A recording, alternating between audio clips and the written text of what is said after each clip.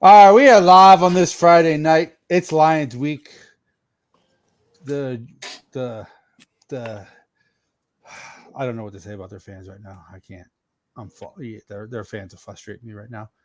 Um, but yeah, let's get into it.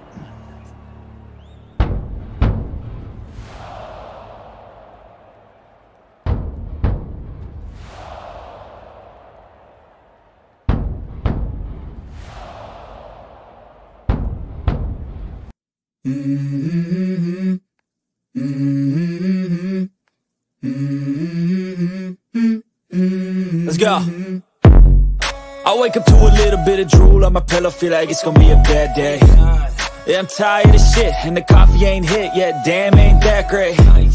I don't wanna go to work, cause my boss is a jerk, and I'm not even that paid.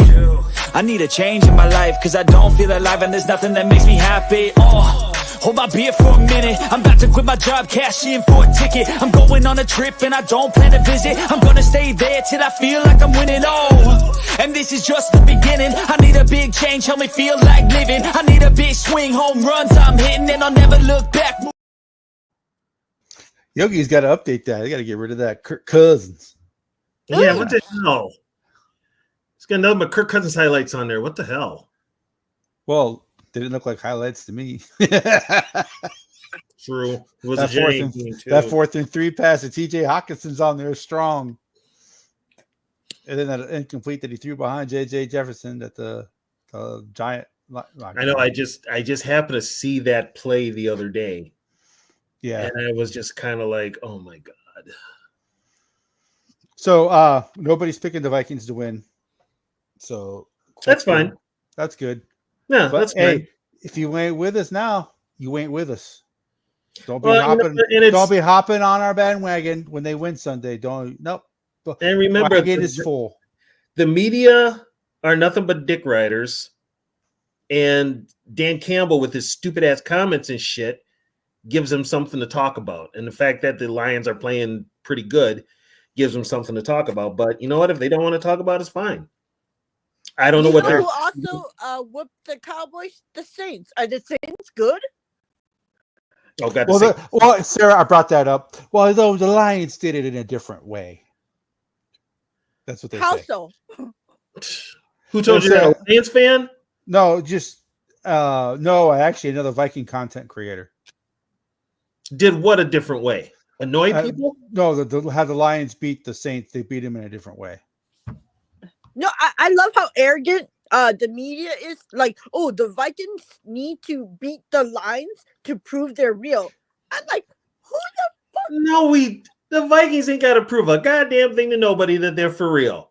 That's what I heard that too, Sarah. They have to prove that they're real. Okay, I guess ask the Texans if the Vikings are real. Ask the 49ers if the Vikings are real. When did the Lions become this fucking best team in football? Exactly. I'm like, because they've been bad for so long. People want them. I don't give a fuck. They're going to be bad after this run again. Yeah, buddy. They do this. If anybody knows football history, which a lot of motherfuckers need to learn it, if you watch the Detroit Lions, they're good for maybe 4 or 5 years. They're competitive, and then for the next 20 years, they suck. That's what shit pissed me off. That I sent you guys, like, these Lions fans fucking be talking about, historically, like, bitch, let's not even talk about historically, okay? Because you guys like to pretend like you existed 2 years ago. Well, I did a show last night with D Woods and other Lions fans. There were a couple of the Lions fans were okay. One of them, especially Mike, I can't remember. I think he's the one who does the Locked On for the Lions. I think his name is Mike. I think I know who Mike is. He was agreeing with me. He's like, I don't know where these Lions fans are coming from. He's like, we have to prove that we can be a consistently good team because we have not proven anything yet, But so he was acting. And people were talking, oh, well, Sam Darnold's going to turn into a pumpkin. And go, what are the Lions going to turn back into the Lions? If you want to go by history of Sam Darnold, turn it into a pumpkin. Let's go with the history of the Lions being the Lions. Exactly. But they didn't want to talk about that though. Of course, when you bring their history up, they get mad. And it's like that was like 30 years ago. Like, no, it wasn't. It was 28 years in a row. In 1991 and 1993, they were in the playoffs. I think they were in the playoffs twice from 93 until last year. They made the playoffs 93, 94, and 95. Right. So, and then I think they made the playoffs. About, I think they made the playoffs twice after that. Yeah. Yeah. So, I mean, no, but they like to act like their history started 2 years ago because they never want to talk. Like, they'll sit here and talk shit to us about how, you guys haven't been anywhere. Like, what the fuck are you even talking about? Like, they haven't been anywhere. The only place they've been is to the couch to watch the goddamn playoffs, more likely than ever. Exactly. And that's why, like I'm like, you know what? Let's not, like, I mean, you want to go tick for tack? Let's go tick for tack and talk about our histories. Oh, let's go. Okay, let's talk about how they had a chance to go to the Super Bowl last year and blew it. If you guys were that good of a team, you couldn't beat the Niners because the Vikings have beat the Niners. Actually, Skull Zone. The only time the Vikings have ever choked away a 5-0 lead was 2016. Every other time they started 5-0, they went to the playoffs and went far in the playoffs. No, we choked away another one too. I think it was I think it was 03 we choked away. But we weren't 5-0 though. No, we were 6-0. We were 6-0, and then we lost 6 straight. Would you get off of me? Sorry, my other dog is on top of me tonight, so that's why I'm not sitting all the way back. Yeah, we've had, I mean, any other time that we've started 5-0, we've usually, except 75, we know what happened. 73, we went to yeah, he fell. Yeah, he fell. And 73, though, we did go to the Super Bowl. We started out 5-0. Yeah, no shit, Davey. God. No shit. These smug assholes just irritate me. Like, what up, winging it? I'm like, I've never seen a fan base so insufferable for one fucking good year in 30 years. Good Lord, Jesus Christ. Yeah, they got issues. They're talking shit to me this week about how they're gonna come to our house and drop 40 on us. They'll be lucky if they get 20. It's not that we're really mad, Skull. It's just that they are blowing the Lions way out of proportion. Well, it's not like if this was the Packers, I could totally see them saying what they're saying about the Lions about the Packers. I could totally see that because the Packers have proven it. The Lions ain't proven shit. It's a disrespect, especially with the national media. Yeah. And let's just face it, the national media has never been on the Vikings side. And if you talk about history, so our history is way better than the Lions' history. Way better. It's not even close. No. No, but they have the nerve to you guys have a history of choke. Like, well, what the fuck is your history then? You know? Like, if you're gonna bring up we have a history of choking, let's talk about how pathetic your fucking history is. Well, here's the thing too. Let's bring it up to the Lions fans. You want to get under them skin? The Vikings have never been undefeated in preseason and couldn't win a game in regular season. Or any of the other times that they sucked. No, I was like, no matter how bad the Vikings have been, we have never gone 0-16. Not even close. Not even close. Not even close. And they are a way older organization than us. Well, they've also got Dan Campbell is basically a buffoon. He's nothing. He says stupid shit. The media loves it because they know he's going to say something stupid. They make him out to be this great coach. He really isn't. He isn't. Wait till Ben Johnson leaves. Yeah, he's not. Then he'll get exposed. What the fuck is he doing? Well, hey, by the way, Sarah. Rah, ooh, look at my balls. By the way, Sarah, Lions fans say that Ben Johnson will never leave until he brings the Super Bowl to Detroit. He's going to stay there. Motherfucker, you out of your mind. That dude's leaving at the end of the season. I got more of a chance of being as soon as a good job opens. As soon as the Lions are out of the playoffs, he's gone. As soon as the Lions are out of the playoffs, and there's going to be a team that's going to offer him a shit ton of money, he's gone. Yeah. He's gone. Now, Brian Flores, Sean Payton fucked over the Saints. Like, he got them into cap hell, and then he decided, I'm not going to coach anymore. And then he left them in cap hell, and then, I'm going to coach again. So he goes to a new team with a new quarterback. Well, and then too, I mean, depending on what happens with Flores, he's going to wait until their window closes, and he's like, I'm out. Well, Brian Flores, I think, will still be the Vikings for next year because I still think there's I think the owners still have a thing with him. Yeah, I think he'll be here too. I'll tell you what though, the NFL is going to try and settle that lawsuit because they don't want the negative press. They're going to try and settle it. You've seen what they did with McManus. The NFL does not want the negative press, so they will probably try and settle that lawsuit ASAP. I don't think he wants to. We don't even know if he wants to be a coach again. You know. Well, if the money's there, probably.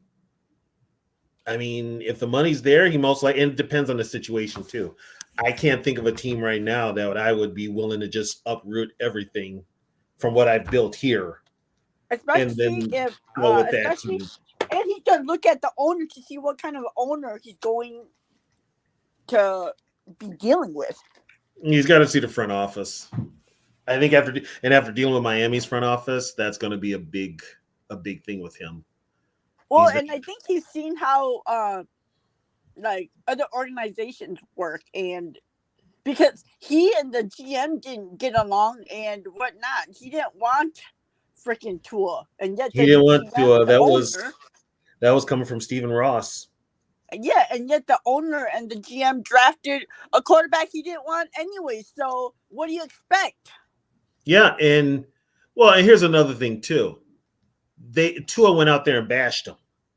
And for Tua to go out there and say what he says and then have what happened to him, basically Brian Flores was right, and the whole NFL knows it.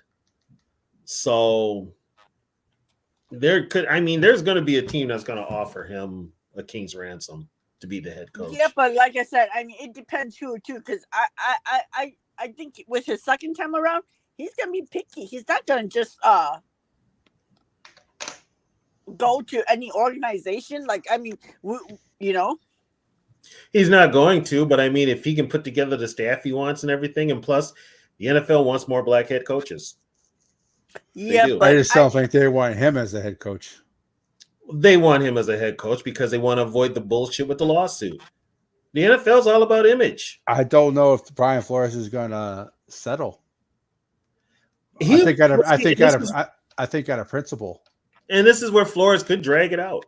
Hell, what's his name had a case to have a lawsuit? Lovie Smith. That's why he got fired. Lovie don't care because he's older.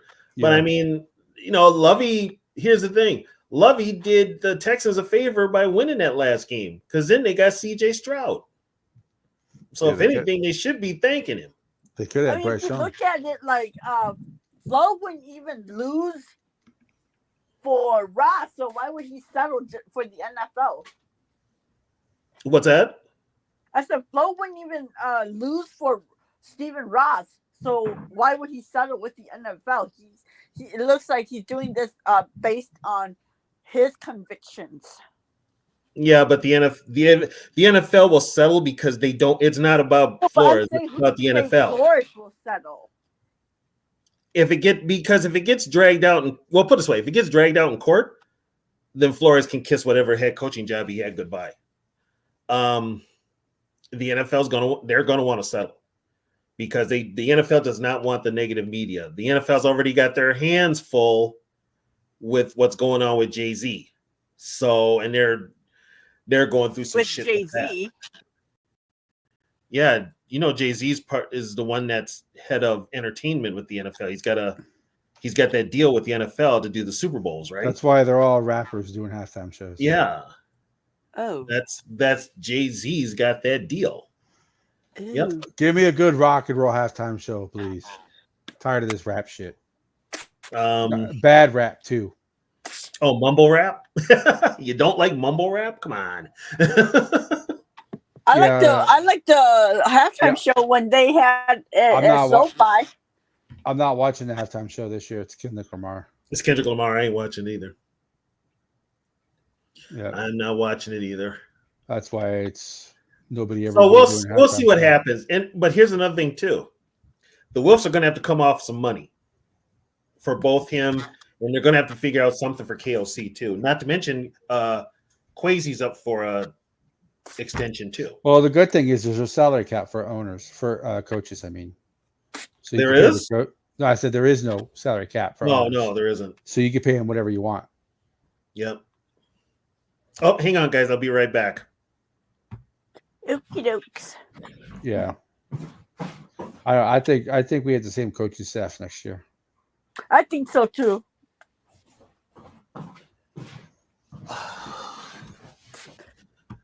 Yeah, this was supposed to be a rebuilding year for us, remember? Yeah, this was a bridge year. And, this was a bridge year. Darnold was a bridge quarterback. But like I was telling people in the offseason, these guys are professionals. They're not going to go out here and tank. They're just not. And the fact that the way the Vikings came out of the gate, dominating like they are, I mean, yeah, of course our hopes were up. We haven't seen this because we didn't have this attitude for all the years that we had the albatross around our neck. Don't know what it was, but maybe it was a locker room, maybe it was the coaching, maybe it was just the atmosphere. Who knows? Attitude reflects leadership, and his attitude reflected no swag, no nothing. That's why they were all so energized. I saw an interview with Ben Lieber. Ben Lieber did a interview with Lions radio station. Mm-hmm. I didn't watch it. They were talking about JJ McCarthy, and Ben Lieber is like, even if Sam Darnold wins the Super Bowl, JJ is the starter because he was talking to Braylon Edwards. He's like, as you know, Braylon, when you're in the NFL locker room and the players who have it. Yeah, and he's like JJ.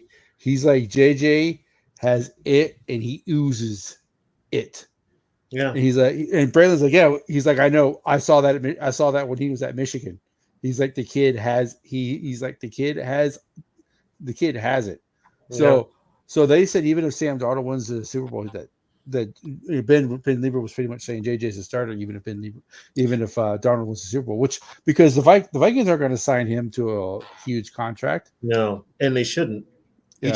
You just got out of a huge contract with an aging quarterback. Yeah, and Darnold is aging now. Darnold's going to get paid next year, just not by the Vikings. And then on top of that, it's like we all said that. Not we. Some of us said that KOC was the quarterback whisperer, right? And so we've seen what he's doing with Sam. So why wouldn't I believe that he would be able to do it with JJ, and JJ has a higher ceiling? So why would I pay Sam when I can go with the younger rookie and take full advantage of that rookie deal? Yeah, and that's why they're doing it. That's why it doesn't matter. Like I've told people, it doesn't matter what Darnold does. He's not going to be a Viking next year. Darnold was told before coming here that, we're drafting a quarterback and you're going to be the bridge quarterback. We're going to give you the opportunity to go out there and get yourself paid, but we're not going to sign you. He was aware of that. They didn't hide that from him. He knows he's here 1 year. Yeah, he knows he's here. This is an audition for him to the NFL. Now, here's where reality sets in. What he's doing here, if he keeps it up for the rest of the year, believe me, there's no guarantee that he's going to go somewhere else and replicate it because he's not the same personnel, the same coaches, or anything like that. They were bringing up moving the chains on the NFL Sirius XM. They brought up 49ers because if Sam Darnold is cheaper than Brock Purdy, he's going back to the Niners. I can see him going back. So Brock Purdy wants $50 million a year. Sam Darnold wants 60. Yeah, Sam Darnold wants $35 million a year. who are you going to take it as the 49ers? You know who else could take him is the Rams. Yeah. I mean, he's going to end up on the West Coast, put it that way. And if he takes, if they pay him like 35-40, their window gets kept open. Oh, for the Niners? Yeah. Yeah, that's what I'm Their saying. window shuts if they pay Brock. Because I don't think Darnold is going to take is a 60. Oh no. And I think him having gone to the Jets and the Panthers really humbled him to now where he would rather go to because they said that last year when he signed with the Panthers, with the 49ers, he was offered more money to go elsewhere, but he was like, no, he's gonna go take a year and go learn how to be a quarterback.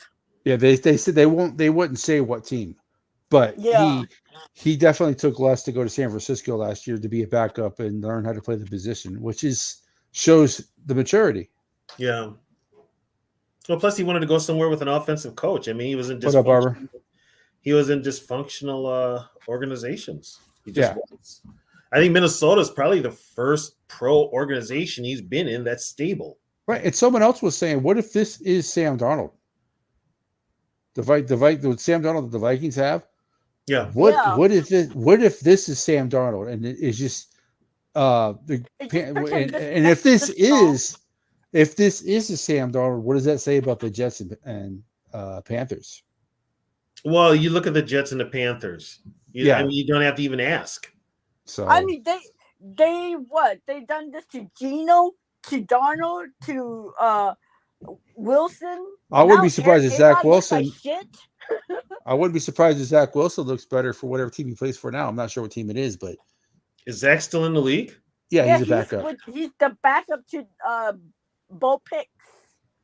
Oh, I figured he'd be on Brazzers in the MILF Hunter series, but hey, not yet. Not yet. Not yet. One day. Yeah, but yeah, I mean, we're not going to pay Darnold.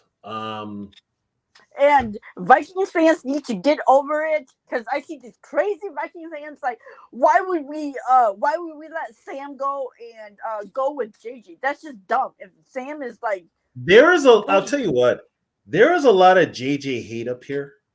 Yeah, there really is. I've noticed that there is a ton of JJ hate up here. I don't know what it is, but the ones that are complaining about JJ are the same ones that were basically riding Kirk's dick. So, that's because they're afraid that if JJ gets the chance, he's going to prove that it was the right thing for us. Which JJ are you talking about? McCarthy. Okay. Because they were the same ones who were crying about how, if Kirk. I called JJ and I called Justin, or I'll call him Jets. Because they were the ones crying about how if Kirk leaves, then Justin's gonna demand a trade. And I thought a bunch of them fucking Kirk writers were gonna be fucking Falcon fans by now. Yeah, what do you know? Justin's like happy as hell. Yeah, because he's getting the ball, and Kirk ain't putting him out there to get killed. All right, so I'm gonna add Zoe's channel to see if we can get some Lions fans in here. Oh God.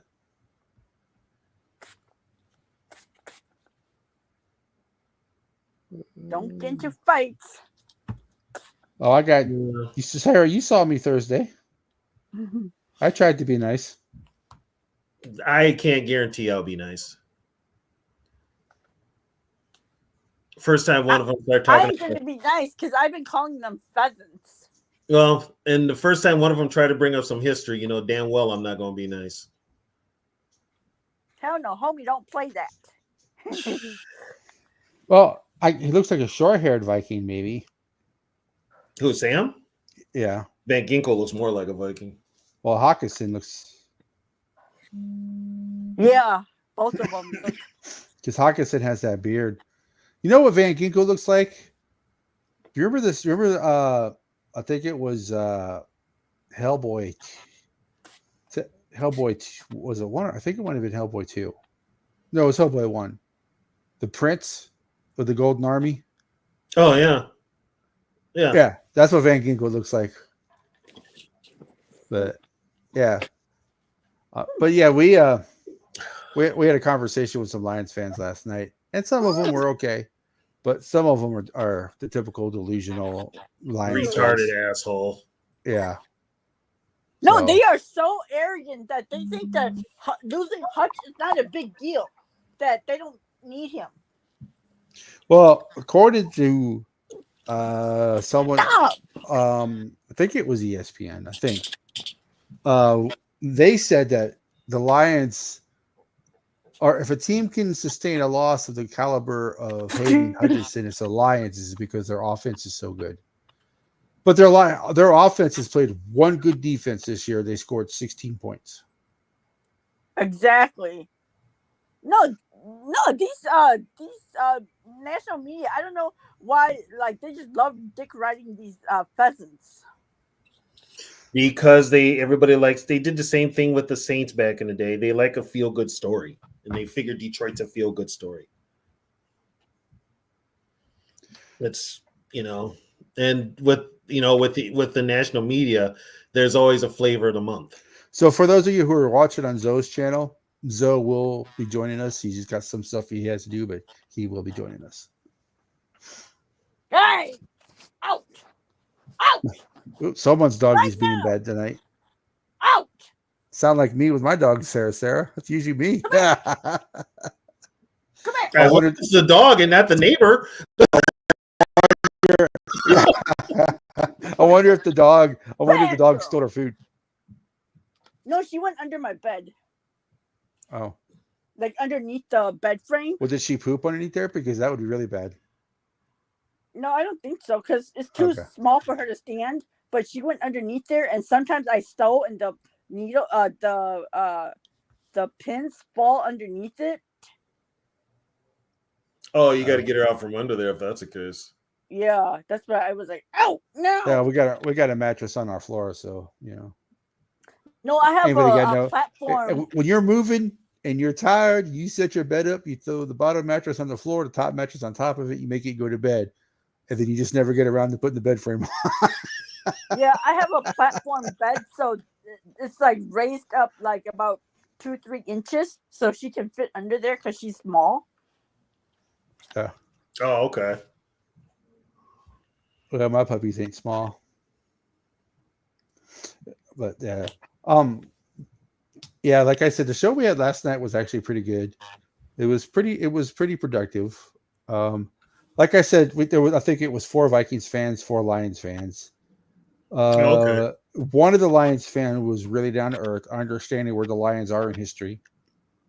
One of them got really mad at Curtis because Curtis said, "Y'all ain't our rival." Yeah.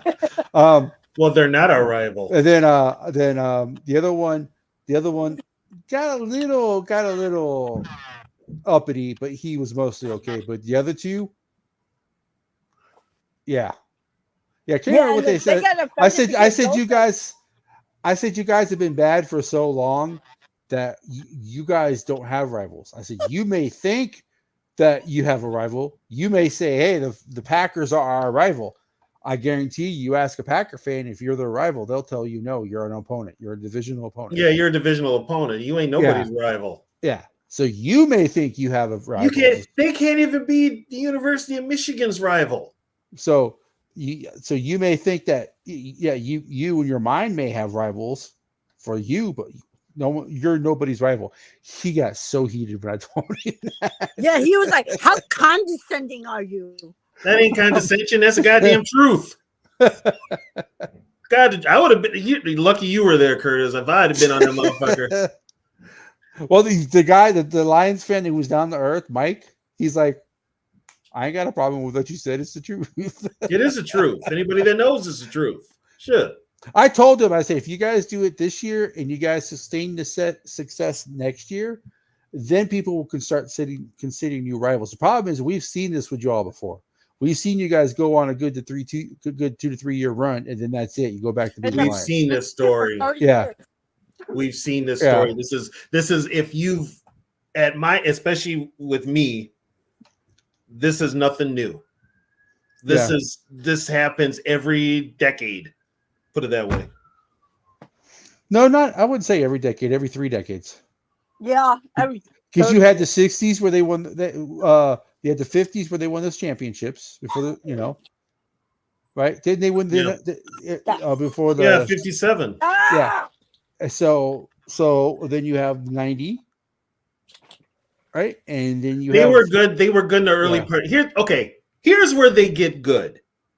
They have to get a player that makes them good until that player gets hurt. It was usually a running back. In the 60s, early 70s, it was Steve Owens. Owens got hurt. They sucked. 80s, Billy Sims. Billy Sims got hurt. After him, they sucked. In the 90s, they had Barry Sanders. When Barry Sanders left, they sucked. Then they got Javed Best. I'm sorry. Well, let's see. Then they got Joey Harrington. Well, and Detroit's like purgatory for quarterbacks. Well, I told them. They said, "Oh, they go. We have good owners." I said, "What are you talking about? It's the Fords. They've owned you guys forever." Yeah, that's the only owners you've ever had, dude. Yeah. What are you talking about? So when did they become good? I'm not saying the Lions are going to go back to being the Lions, but if you want to bring up history with Sam Darnold, you can't dish it out and expect not to get anything back. You want to know what's funny? They talk all this shit about Sam Darnold, but Sam Darnold kicked their ass 2 years ago with the Panthers. And you know what? They're going to be, because I think Goff is going to fall off. Well, one of them brought up how many playoff games is Sam Darnold playing? I go, what the hell does that have to do anything? Because they're talking about, Goff won 2 playoff games. I go, well, I mean.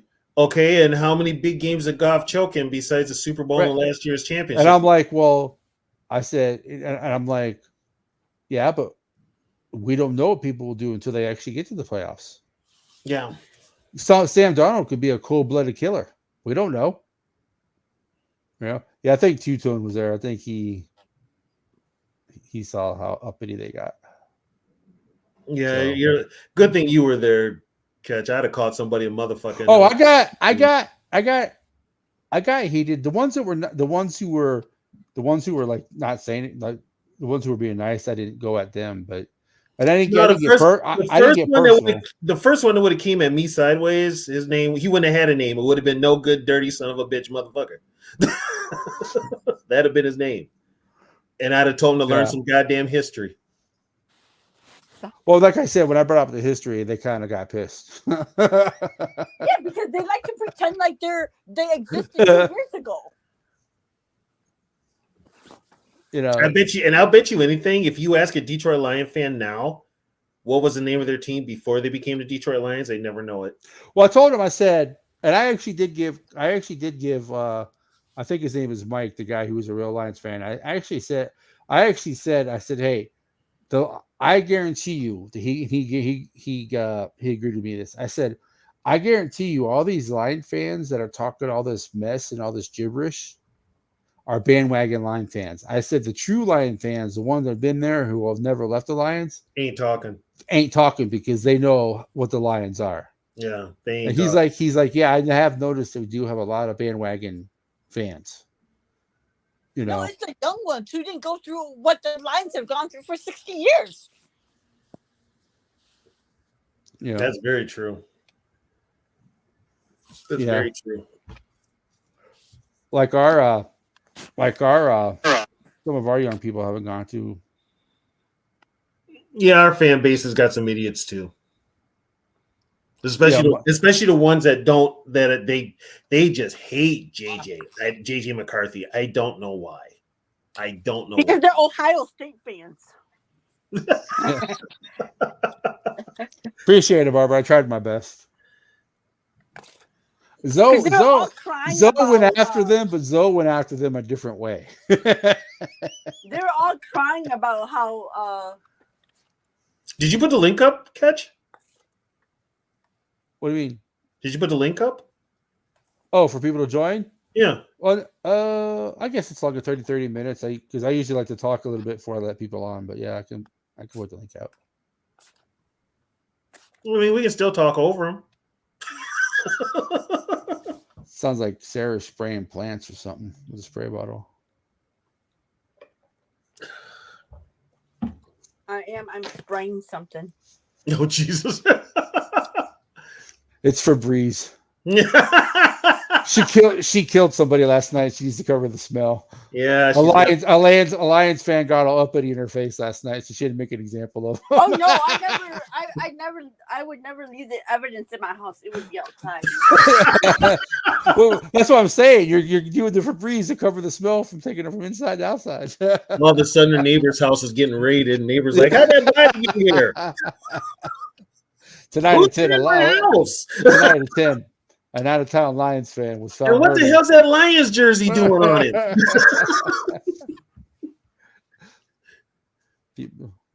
Next thing you know, you see Sarah on the TV. Yeah, I saw all these sirens and all that. I don't know what happened. I'm gonna be like, yeah, I lived next door to my neighbor for like 15 years, and he was quiet as hell. I would have never expected him to be like this. Yes. I think the first question that everybody should ask is, how the hell did she get in his house? Although after watching the show Worst Exes, you can no longer use the excuse that short Asian women are not a threat. All short women are a threat. Trust me. Well, I told my wife, I said, because one of her best friends is Filipino, and she's like 5'2". I'm like, she scares me. She's like, all short women are a threat. I said a girl could be 6'2", 6'3", and I will not be afraid of her. A 4'11" to 5'2" woman, especially if they're Filipino, my ass is terrified. Short women because they don't put up with bullshit. No, they do not put up with bullshit. Yeah, because we got that tiny dog syndrome. I think the tall women do. I don't think they want to be too scary or too intimidating, so they're not. But yeah. Yeah, and then Asian chicks, people just assume that we are demure and we are submissive and all that shit, and then submissive my ass. maybe Japanese women because of the culture, but not even them. But not the Filipino women, Korean women. Hell no. Some of them turn into. When I participate in like when I'm watching like podcasts and like I'm like sometimes the only chick in there talking football, and these guys would be so disrespectful to me. Go make a sandwich. I'm like, fuck you. Go mow the lawn. But if you were to make a sandwich, Sarah, what kind of sandwich would it be? No, I'm just playing with you. I don't cook, so sorry. You're asked out. She's like, you know where the microwave's at? You know where the toaster oven's at? You know where the heat air fryer's at? Damn. Who do we have online with us? We got Winging It. Be right back, guys. Okay. So, why Winging It? Your thoughts on these Lion fans being uppity? I could just kind of blow them off. They actually remind me of Colorado, University of Colorado fans. Yeah. Big blow and big losers. And, yeah. I'm in Oklahoma, but I've been NFC North. I've been a Vikings fan since the 60s. I've worn my purple and been in every team city in the NFC North. And I can bitch about our Vikings, and I can be solid about that, but I bleed purple when I go north. And I really don't give a shit about Detroit. Yeah, well, my attitude is I don't let pheasants talk shit about my team. Well, I don't hate the Lions. It's their fans that are starting to. No, their fans are trash. Yeah. I mean, I'm a big NFC North team supporter. I mean, I'm a Vikings fan, but I'm down here in Oklahoma and Arkansas, and I'm a Hogs fan and an OU fan. They're getting to be like Philly fans.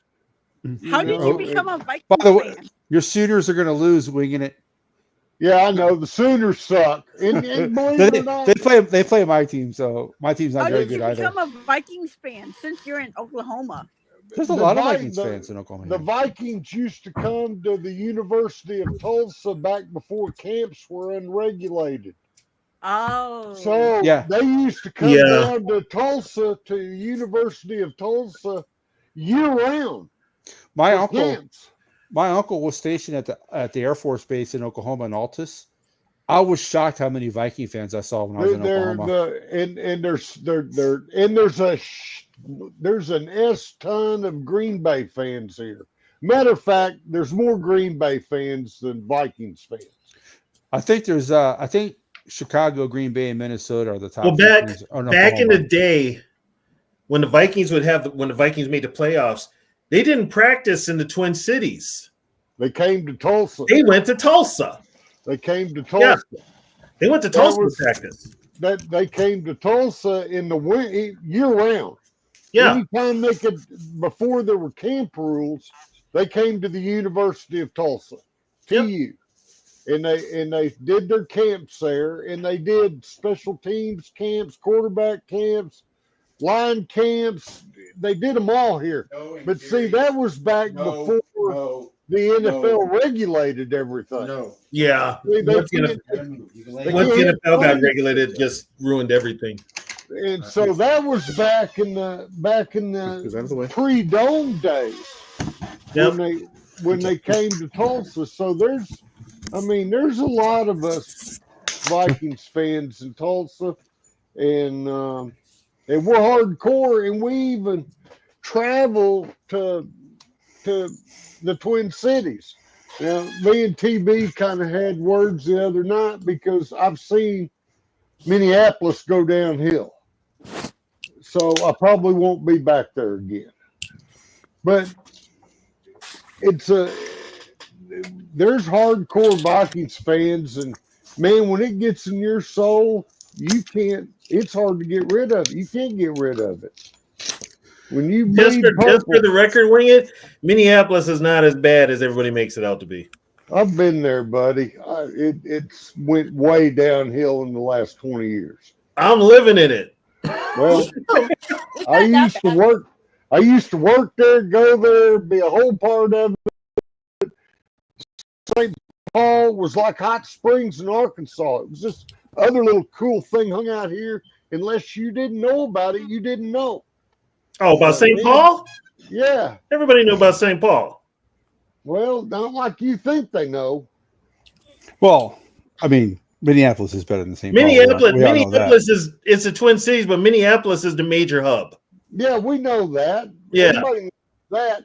But St. Paul was a little gangster hideout. It was a little after dark party town. It was really cool. I enjoyed that. That's what you heard about St. Paul? I lived it. I grew up in St. Paul. St. Paul's my hometown. Well, I don't know. I lived it. It was a great little mini gangster party town for 60 years. Well, that's where Dillinger hung out there and everything, so it had that aura, but it was a cool little undercover town. I'm in San Antonio, and San Antonio is the same today as it was in the 60s. Everything closes at 9 o'clock. Can't buy alcohol on Sundays. Well, that's what they say about Fort Smith, Arkansas, but the big parties are, if you don't know to go, you won't go. Man, I used to hate that, where we couldn't buy alcohol here on Sundays. Yeah, they just changed that like 10 years ago? Yep. Yeah. And you can't buy alcohol after 9? But no, it's really cool. And being a Vikings fan it's a soul thing. I mean, it's a soul thing being a Vikings fan. Well, being a Vikings fan is like being a pimp. It ain't easy, but it sure is fun. Well, I don't even know that it's fun some of the time, but it's just. Well, it's fun because they keep you guessing. Like we're 5-0. Are we gonna go 15-1? Are we gonna go 16-1, 13-4, 14-3, or 9-8? We don't know. It's like I being mean, in an abused relationship. Every season, you got it, Sarah. It is. It is an abused every relationship. season, like It's an abusive relationship. we already all think it's going to be different this time. They really changed. You know, and I just left. I mean, my college teams is Razorbacks and OU, and I just left the Razorback podcast. I said, nope, got to get over here to the Vikings. And, you know, it's just like, oh, God, both teams are so similar. It's not even funny. Well, and this year for Viking fans, we didn't expect this. So this is like a pleasant surprise. Yeah, it was, because I was like all ready for like the Timberwolves season and be like, I'll catch y'all next Well, the thing is, training camp. the thing is, we're always on that knife edge of being good or just suck. We're never. We're right in the middle. We're always in the middle. We're always average with a lean to a little bit better than average. Yeah, but I feel like we have that quarterback now that's gonna always get us in the playoffs. Hell, I'd be happy if we had Warren Moon and Chris Carter. And then throw Adrian Peterson in just so he can fumble at the wrong time. And us Oklahoma fans told y'all the man will run over people, but he will fumble at the wrong time. You know, it's amazing for how strong everybody says his hands were. How much he can't hang on to a football. I know he would go with that ball like a performing artist or something, just flailing it around. As he ran over somebody, he'd lose the ball after he decked two people. Like, sometimes he didn't even have to deck anybody; he would just lose the ball. Yeah, well, those were the worst ones, the ones that cost us every time. And as no U fan, I warning the Vikings fans. We can complain all we gonna blow it. We can complain all we want about what the Saints did in that 2009 championship game, but if Peterson does a fumble 3 times in the red zone, right? Exactly. Yep. If he fumbles twice in the red zone, they win that game. He threw it away. He threw it away. Third time wasn't a charm. Yeah, I think the third one was actually the worst one, though. I mean, why can't we have a receiver like Chris Carter a modern quarterback? No, we don't. We don't have a Chris Carter anymore. I'd be honest with you, I was never a Chris Carter fan anyway. What makes you think that Justin Jefferson is not a Chris Carter? He ain't no Chris Carter. He ain't nowhere. Chris Carter caught passes and made yardage. He always stepped upfield. Always.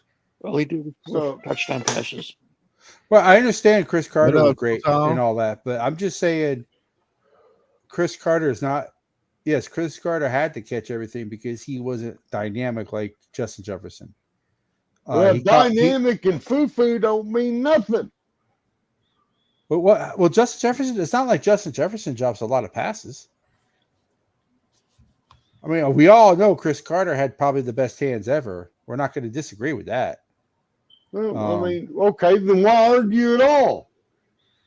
Well, then because you have the greatest hands doesn't make you the greatest receiver, though. Well, that's about 90% of it. No, I agree with that, but I mean, they could both catch, they could both run routes. He always, but JJ's a little bit more dynamic than Carter. Carter wasn't fast. No, he was not fast. He wasn't a blaze, but he had hands and he went for yardage. He took yardage over the sideline every time. No, you're not going to get me to say,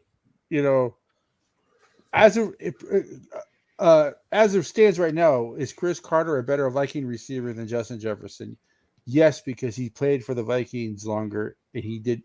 But I think by the time Justin Jefferson is done, he will be probably number one. Well, see this was, and see here's mistake number one. Here's what people should never do. Do not compare guys that have retired to guys that are still playing. Right. Because they're still playing. When their career is done, then do it. But as long as they're still playing, don't say anything. In the game is more ballistic. The game is much more ballistic. I mean, every play is like a shot out of a rifle barrel.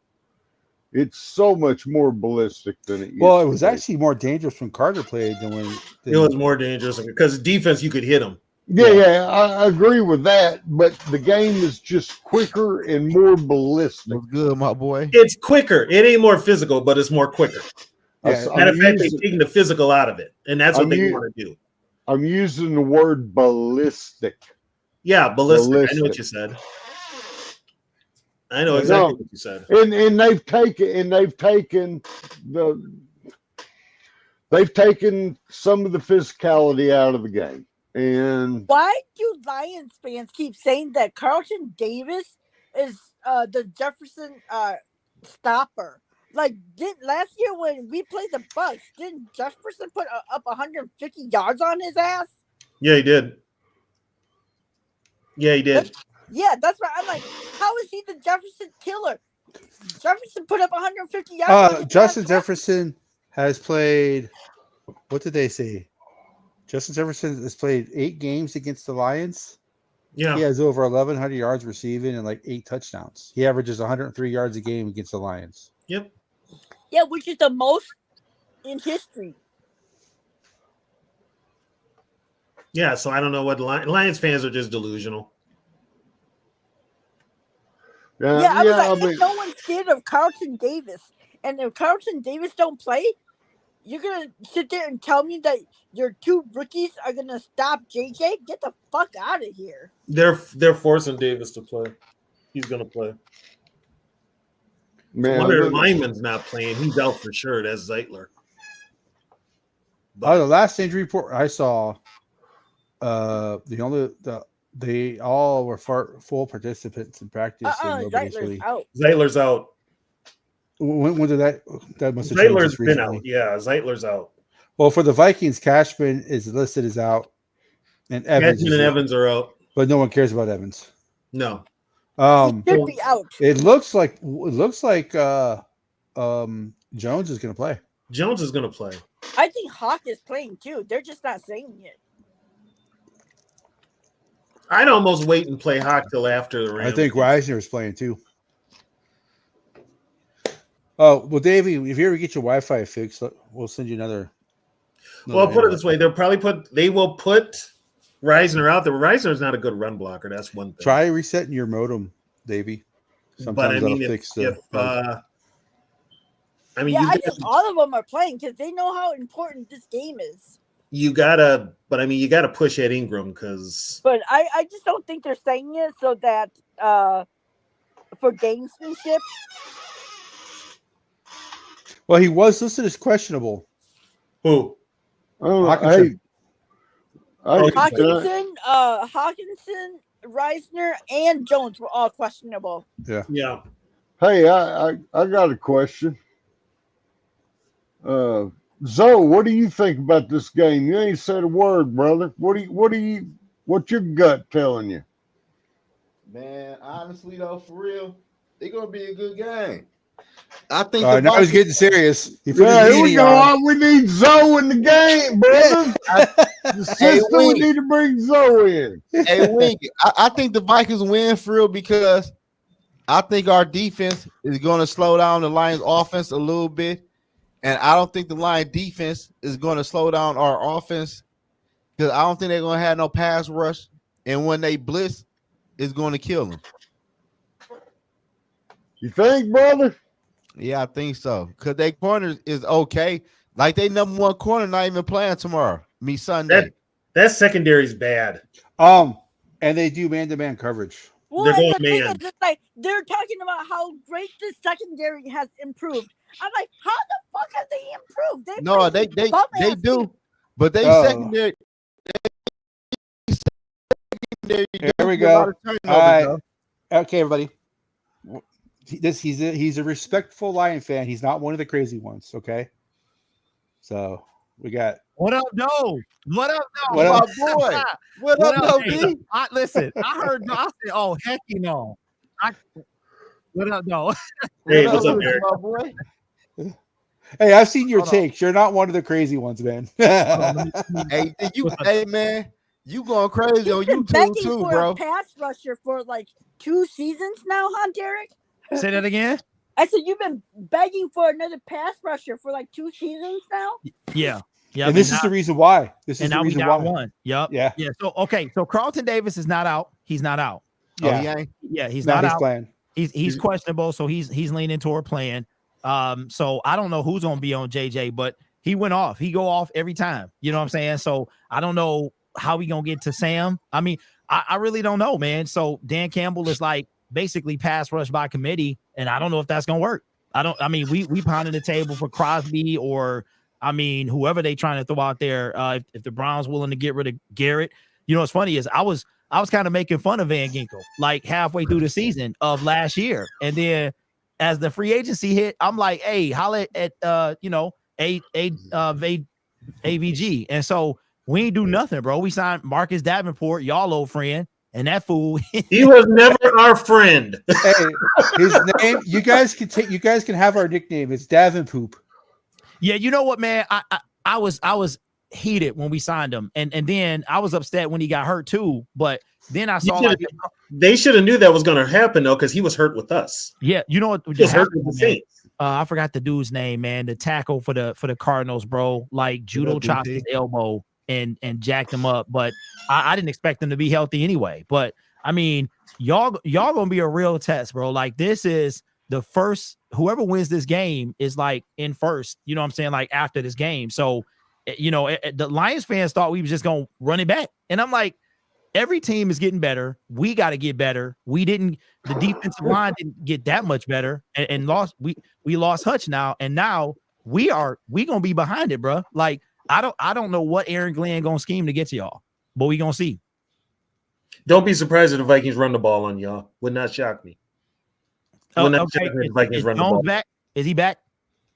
Jones is probably playing. Yeah, Jones was full participant. He was limited. He did not practice Wednesday, but he was limited these last 2 days. He's listed as questionable. Basically he did the walkthrough. He didn't. So as far as we know, he looks like he's going to play. I think for your own good, you better hope we win to open your GM's eyes that you guys need to get somebody. They want Crosby. I'm hearing Crosby's going to Detroit. That's who everybody. He's from here. You know, he played here. He he played college. He's from Texas, but yeah. No. He was born here. Oh, so he grew up in Texas, though. Okay. He was born here. He grew up in Texas. And, okay. So we want. I would take. I mean, him if the Browns, Garrett. I mean, if the Jag trying to get rid of Trayvon, I would take Harold Landry. The thing is, Brad Holmes has not signed a free agent outside of like CJ Gardner-Johnson or Cam Sutton, who is overrated, or Carlton Davis. He hasn't really opened up the pocketbooks, man, for free agent. So we don't expect him to do anything and then give up draft capital. Like, yeah, on top of that, I was gonna say, is your GM gonna be willing to give up a couple first rounds? I don't think so. So he hasn't done it yet. So Derek, I got a question for you. Yeah. I know they play man. It's man cover 2 when they had Hutchinson doing the pass rush. Do you think they stay in the man cover 2, or do you? I'm drawing a blank. Your number 1 corner, the guy from Tampa, when he played for Tampa, Davis. When he played for Tampa, he's able to play zone because Tampa played zone when he was there. Yeah. So, and the best way to cover Justin Jefferson is zone, because if you man JJ up, then Addison's going to be a one-on-one. Mm-hmm. And so is, our third receiver is Naylor. He hasn't really proven himself yet, but and TJ Hawkinson plays. I don't think you guys can get away with playing man. Well, I mean, especially Aiden was our entire defensive line. He was all the pressures, all the he had 50% of our sacks went to him. We only have 15. I know y'all going into this game at 20, I think. So yeah, 20. We only have, and he had half of them. So I really don't know, man. If one of the things back in 2022 we used to do that I hated is we used to blitz the linebackers a lot, and that would leave the middle of the field open. So, you know, if TJ is going to be back, that means the middle of the field, he could be able to eat that up depending on what scheme Aaron Glenn run. But I really don't know, because we got Kirby Joseph back there. We got Brian Branch. He's going to be healthy. I don't think Branch was he starting when we played y'all? He might have been, because it was at the end of the season. So I really don't know, bro, because we can't get to the quarterback without him.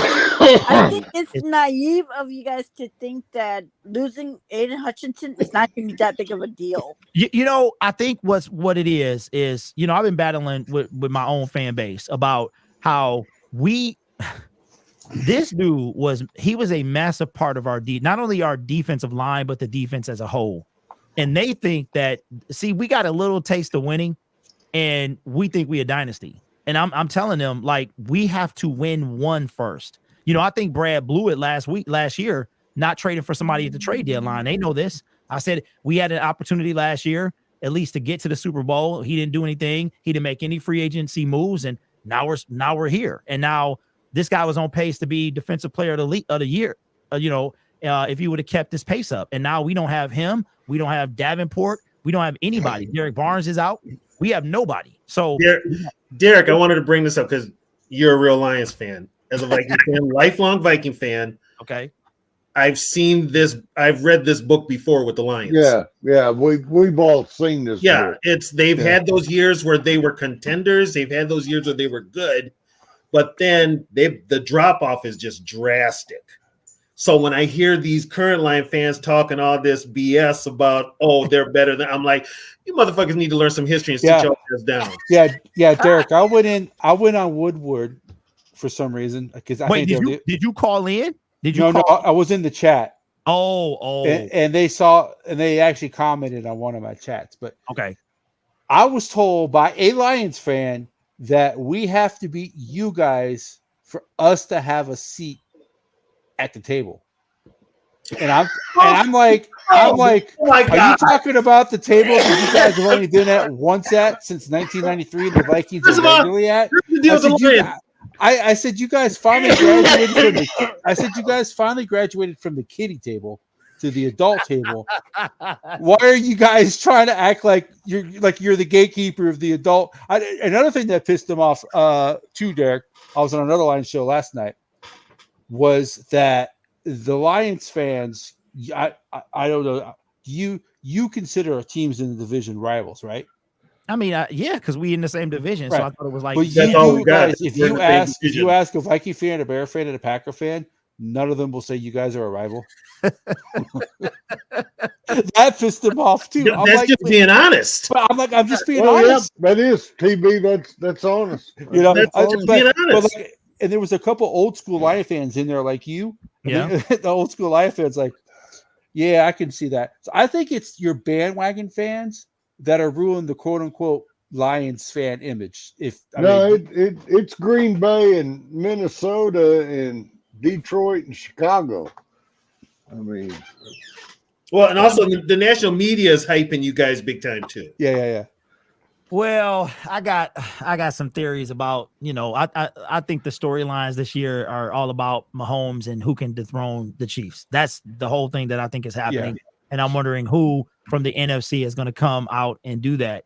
You guys are, I mean, surprising to us, surprisingly good. We're like, oh, Kirk is gone. You know what I'm saying? All this stuff. One thing I can say about Lions fans is, this is what I didn't want to happen, is for us to go from, the bottom of the barrel till we get a taste of winning. And now, so we won the North, right? So we got to defend it.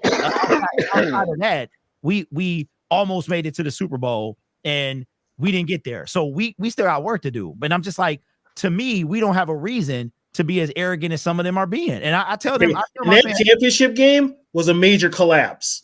Yeah, tell me, but I was there. I was sitting in the audience. I was there, bro. I was watching. I've never seen a fan base.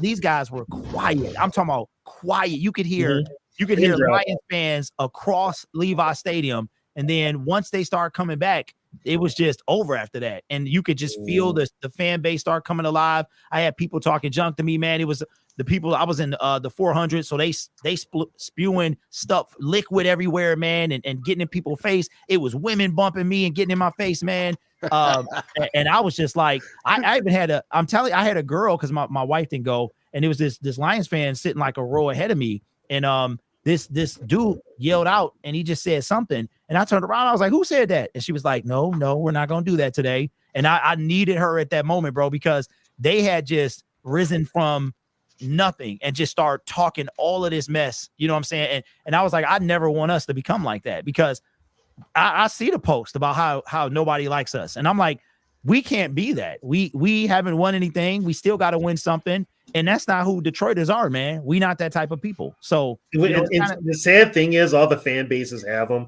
We've even got them up here. Y'all was cool, bro. When I went to US Bank, I thought I was gonna be like, it was cool, man. I mean, nobody spoke or said nothing, but I didn't expect that. But outside of no, I wasn't being antagonized or nothing, man. It was just like, people were sitting. Listen, I was telling Lions fans, I love US Bank Stadium. I think y'all, the skull chant is super awesome. The third down horn is awesome. The horn is just awesome. I was like, man, the US Bank Stadium make you feel like you in enemy territory. Like I what love you guys have, and that's what it's supposed to do. No, we got like the when the players are coming out, we got like Eminem, stuff like that, but we're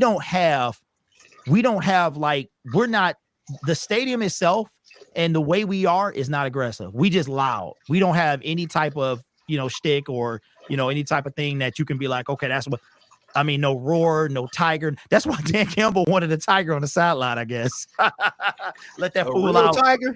Yeah, he wanted a real lion, bro. He wanted a real lion. He wanted a real lion, and the NFL was like, no, sir. The only team that ever did that, the Bengals actually had a Bengal cub on the sideline in the 70s. Well, really? LSU had a grown-ass tiger. Yeah, he wanted a lion, a grunt like Mufasa, bro, like on the side.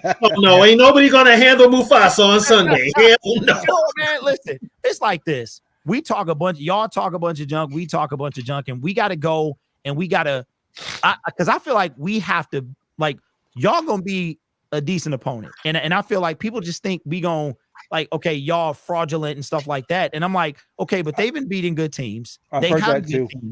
They got better. You know what I'm saying? So why we just not gonna go in there and wipe the floor with them? This thing is gonna be like that old black and blue type thing.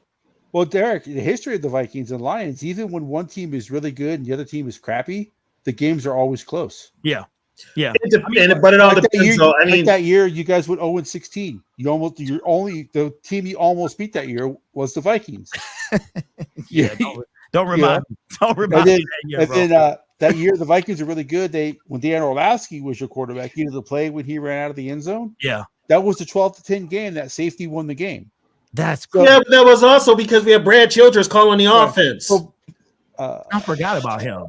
Offense, yeah. Talking about so what? Listen, what are y'all going like? What? I know y'all traded for Cam Akers. Like, what was that? Or the thing with Cam was they wanted to re-sign Cam, and they were gonna re-sign Cam, but I think Houston came up with some more money. Okay. So he was a free agent. Yeah. Okay.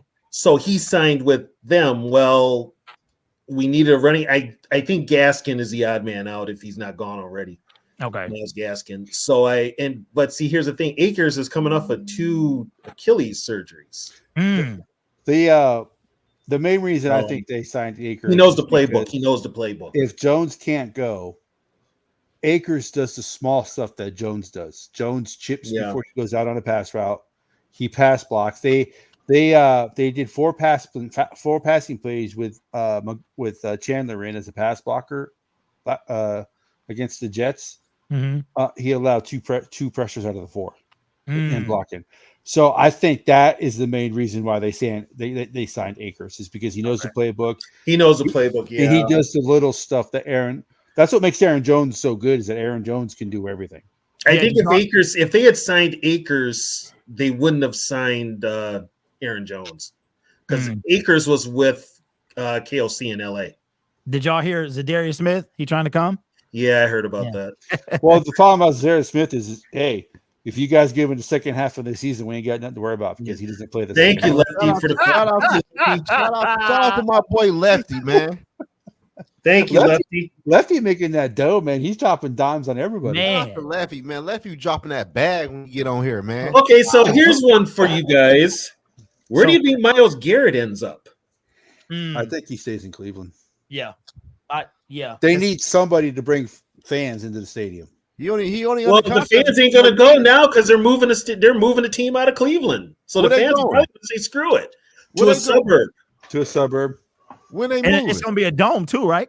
It's gonna be an enclosed stadium. Yeah. The Bears going to a dome too, right? I think the NFL. I think the only team I say right now, I say 10 years, the only team that plays in quote unquote cold weather that's going to have an open air stadium is Green Bay.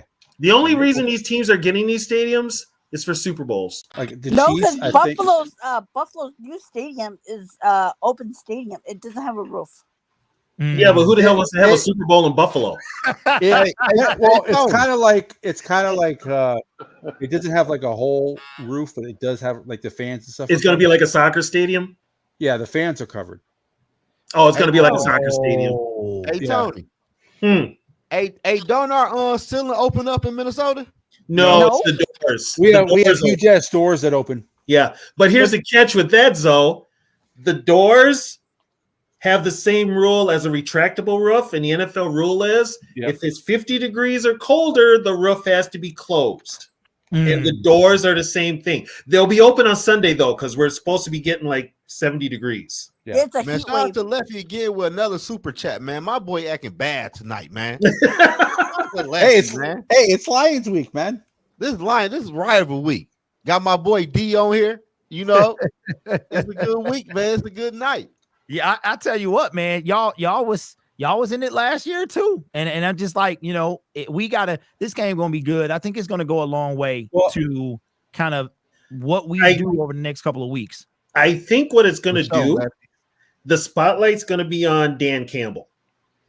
How is he gonna coach this game? Is he gonna coach this game from like a chess perspective, or is he gonna throw some damn kooky ass trick plays in there that don't work and they come back to bite him in the ass? Which that's Ben Johnson who does that. Ben Johnson he got full range when he do all that stuff. What I want coach to do, man, is he might have to take the points. Like he might have to take the points, but like I already know if it's 4th and 3, he going for it. Do you guys have a kicker? Yeah. Who is it? His name is Jake Bates. He played in the USFL or the UFL. He has not. The dude that kicked the 60-yarders and shit. He missed one extra point all season. He's perfect on field goals and the one missed extra point so far through 5 games. He's solid, man. I think he gonna be around for a while, but we gotta because the atmosphere gonna be there. It's gonna be crazy, and we down Hutch. I think we need to take the points. Lefty brings up a good thing too. The ref crew does not call a lot of pass interference. Who we got? Whoever that crew is. My question to you is, how you guys have not played an atmosphere like this so far. Your offensive line is good. How do you think they handle the noise? And you're gonna have a replacement too because Zeitler's not playing. No, he's playing. Is he gonna play? No, he's not. He was questionable on the report. He's playing. Yeah. The only person out is Christian Mahogany. He's a 6th round pick who had mono. He caught mono during the offseason. That's the only person out. What the fuck? Yeah. He called. Is he a MILF like Zach Taylor? Because he's the other person who caught mono. I have no idea. He caught mono during the offseason, bro. So but as far as that's a good question, man, because I remember when in that game Christmas Eve, man, when I forgot it was like a Jared Goff threw it. It was like a fumble, but then they said it wasn't a fumble, and it got loud in that stadium during that run back. So I would assume that our guys, have to have some type of silent count or something, man, because it is going to be loud. I already know that. So I don't know, because I don't remember we've been at home, so I can't really say if any place has been as loud as it's going to be. You guys when we played the Tampa, Texans, 3 weeks ago, Tunsil had 3 straight false start Yeah, it was loud. Three It straight was- false starts, and then he turns around and gives up 4 sacks. Yeah, I was watching that on TV. I'm like, dang, they can't get it together. And I Yeah. complete. And y'all was killing them. Y'all was killing them. Zoe and I are tired of watching Detroit holiday games. That's tradition. Well, just don't turn on the TV or turn it on. turn it on at Zoe, 3:30. Zoe and I are sick of it. Turn it on. So just do whatever you got to do from 12:30 to 3:30, and then at 4:00 cut the TV on. Watch what the NBA will be playing too. So just up and running every damn holiday. What, Thanksgiving, Christmas, especially when they play Thanksgiving and New Year's. It's always been that way. especially It's when they just play like- Green Bay and you want them to beat Green Bay and they never do. Yeah, It used to be every year. It used to be Detroit and Green Bay at Thanksgiving. Yeah. It's just like, Imagine how old that got. yeah. We it's got the just Bears. like, We got the oh, Bears this year, and we. Oh, so you guys don't need to worry about the moon this year when you play the Bears then. No, the team that needs to get rid. The team you need to get rid of for Thanksgiving is the Cowboys. Oh yeah. Get rid of the Cowboys. Why? That, Right. It's gonna be fun watching someone put 40 on them again. that was fun. That was fun. Dan Campbell. So- we were super petty that day. So Derek, Yeah. Derek, going back to your offensive line, our offensive line, and you said how you going to get pass rush. The weakest person on our offensive line is our right guard, and you guys just re-signed your defensive tackle. I think if you guys get any pressure, that's where it's going to come from. Oh, Yeah, McNeil. Okay, so you pay McNeil, and he's the reason Hutchinson's out for the year. No, Hutch is the reason he out for the year.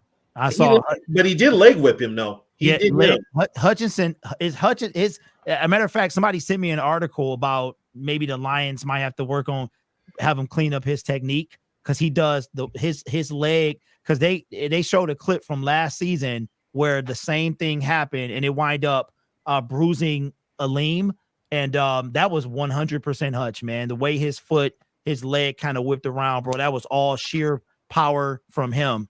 He essentially like broke his own leg.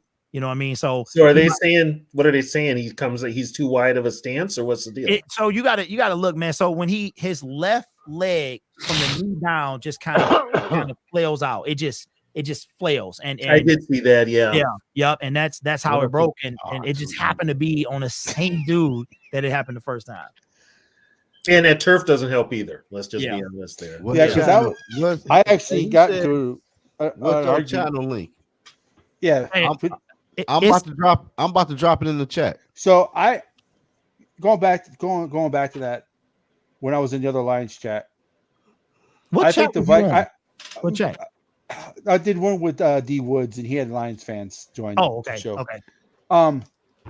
I said as a whole, your offensive line is better, but our tackles are just as good, if not better than your tackles. Like our left tackles are even. I think our right tackle is better than your right tackle. So especially this year. So I even with Hutchinson playing, Who's your right tackle? Patrick Ryan O'Neal. Ryan O'Neal. And He has not allowed any pressures this year. No, Sewell plays right tackle. Right. Yeah, though, doesn't he? Sewell is right. I thought Sue was a left I tackle. thought he was left. No, he was. You guys season number one pick on He was left. Man, see that's why I'm on here. He was drafted as a left tackle, but they asked him to play right, and he's been playing right since he's been drafted. Because Taylor Decker plays the left tackle. You know what? You guys did have him playing left his rookie year, and what's his name? Maybe okay. So our left tackle is better. remember that. Yeah, Darrisaw is way better.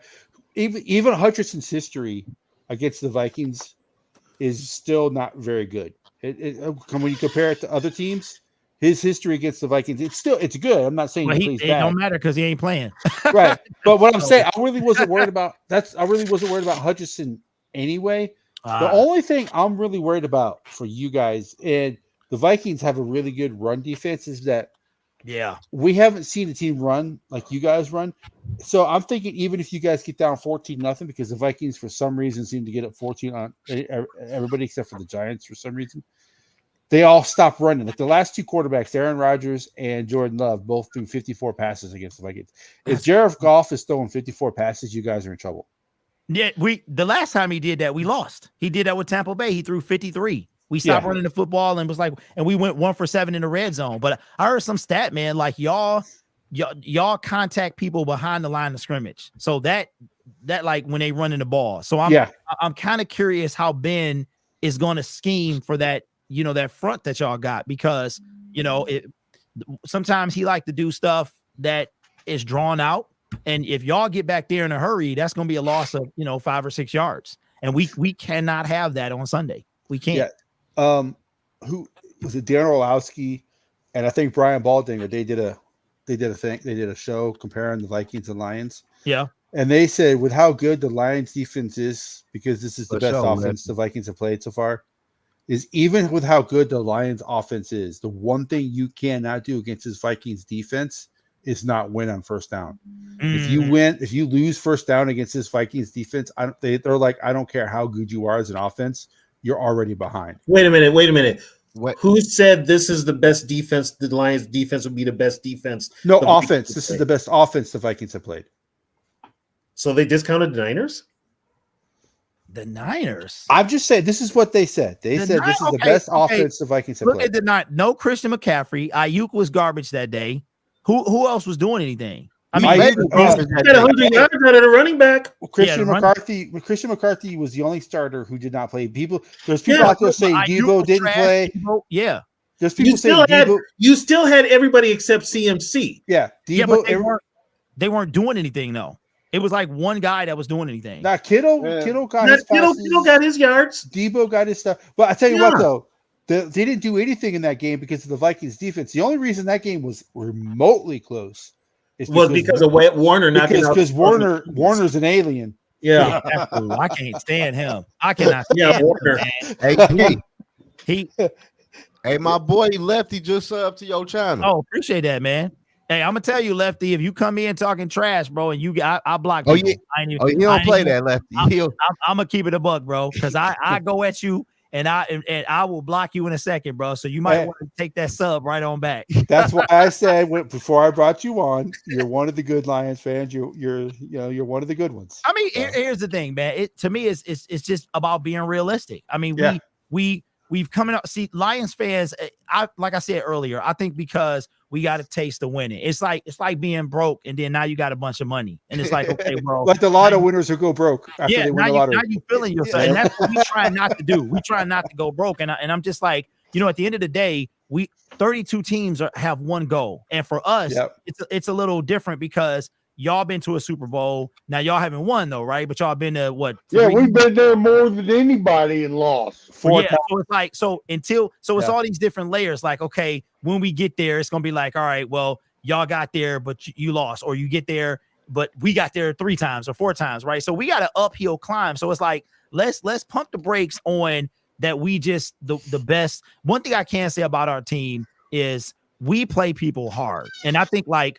We because it's the stat is true. Every team that's played us, they've lost the next week. And I'm very curious if that's going to happen to the Cowboys. Well, they play the San Francisco 49ers. So I would say bye week though. To be honest though, you haven't played the best teams. No. It's not about that. It's about what it takes out of you. So it's not about us beating them. It's about what happens. That used to be a 49ers. That used to be a 49er stat.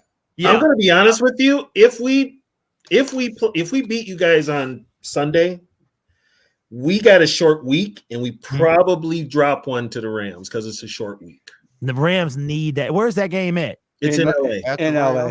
Okay. Yeah, they need that game. They I don't think on a short week, I don't think we'll have that, and it's a road game too. So guess what? Yeah, but it's KOC a practice. You're on the road. But it's KOC going against McVay.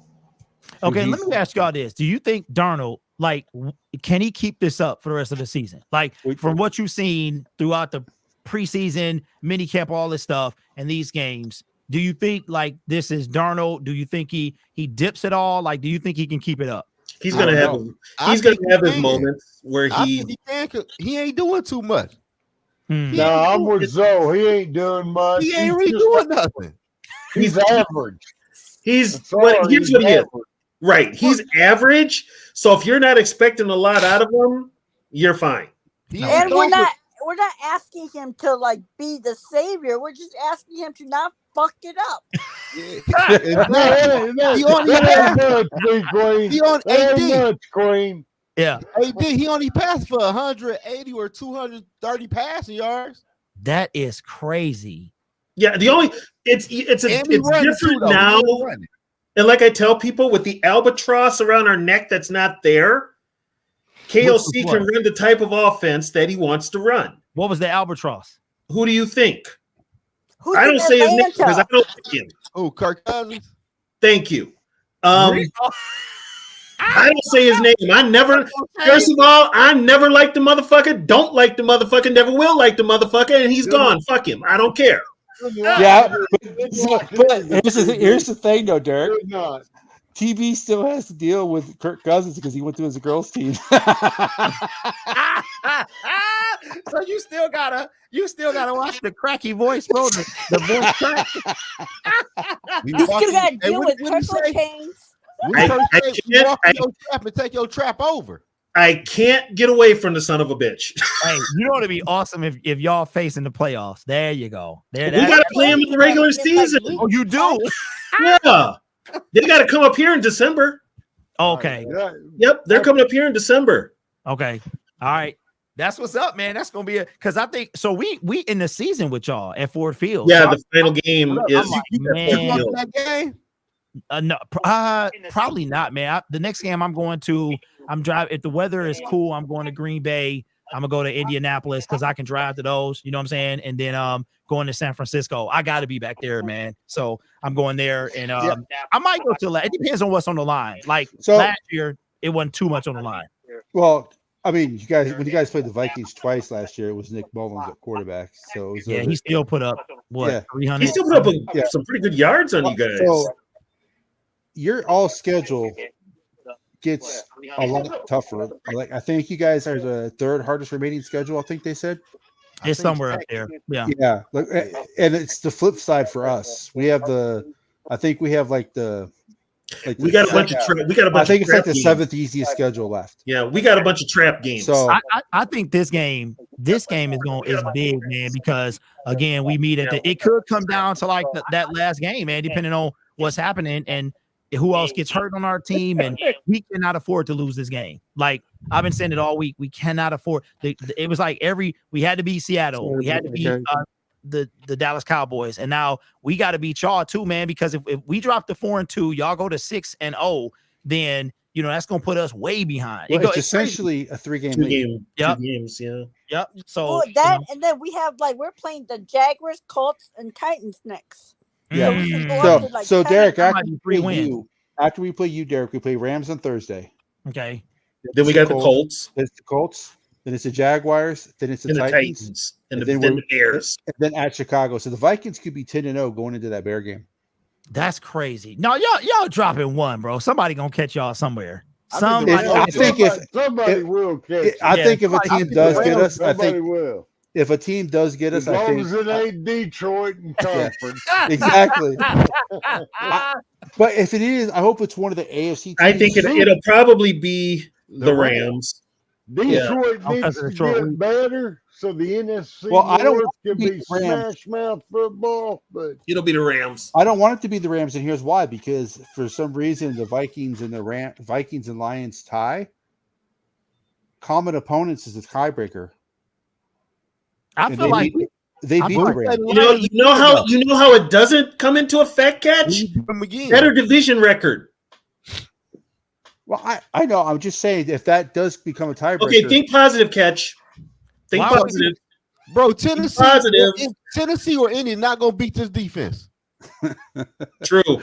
No, okay. They ain't gonna beat the defense. Yeah, they're not. Well, it depends on what quarterback plays for the Colts. If it's Flacco, they got the only reason I say the Rams is because it's a short week. We don't even need to beat the Titans. Will Levis will beat the Titans for us. Yeah, he is. So you better drop that hat, brother. You know we can lose them. Yeah, it's the Vikings. They'll definitely drop one that they shouldn't drop. And y'all already beat the best team in that division. Like we got to play them. We don't play them until the 10th. So I think they beat the Packers Sunday. Me too. I hope so. Man. Because I need. Are you guys playing the Texans? at home or in Texas? They're playing in. Yeah, the Packers are playing so Sarah, the way you can tell, Green Bay. Sarah, the way you could tell is like, Texas, Sarah. yeah, the way you could tell, Sarah, is when you look at like when they do the crossover, like the Vikings are doing AFC South teams.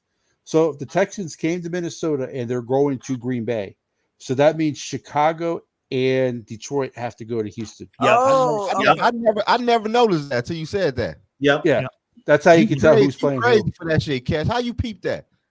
Well, no, if you read the schedule, yeah, if you read the schedule, you just put 2 and 2 together. So that's why they say.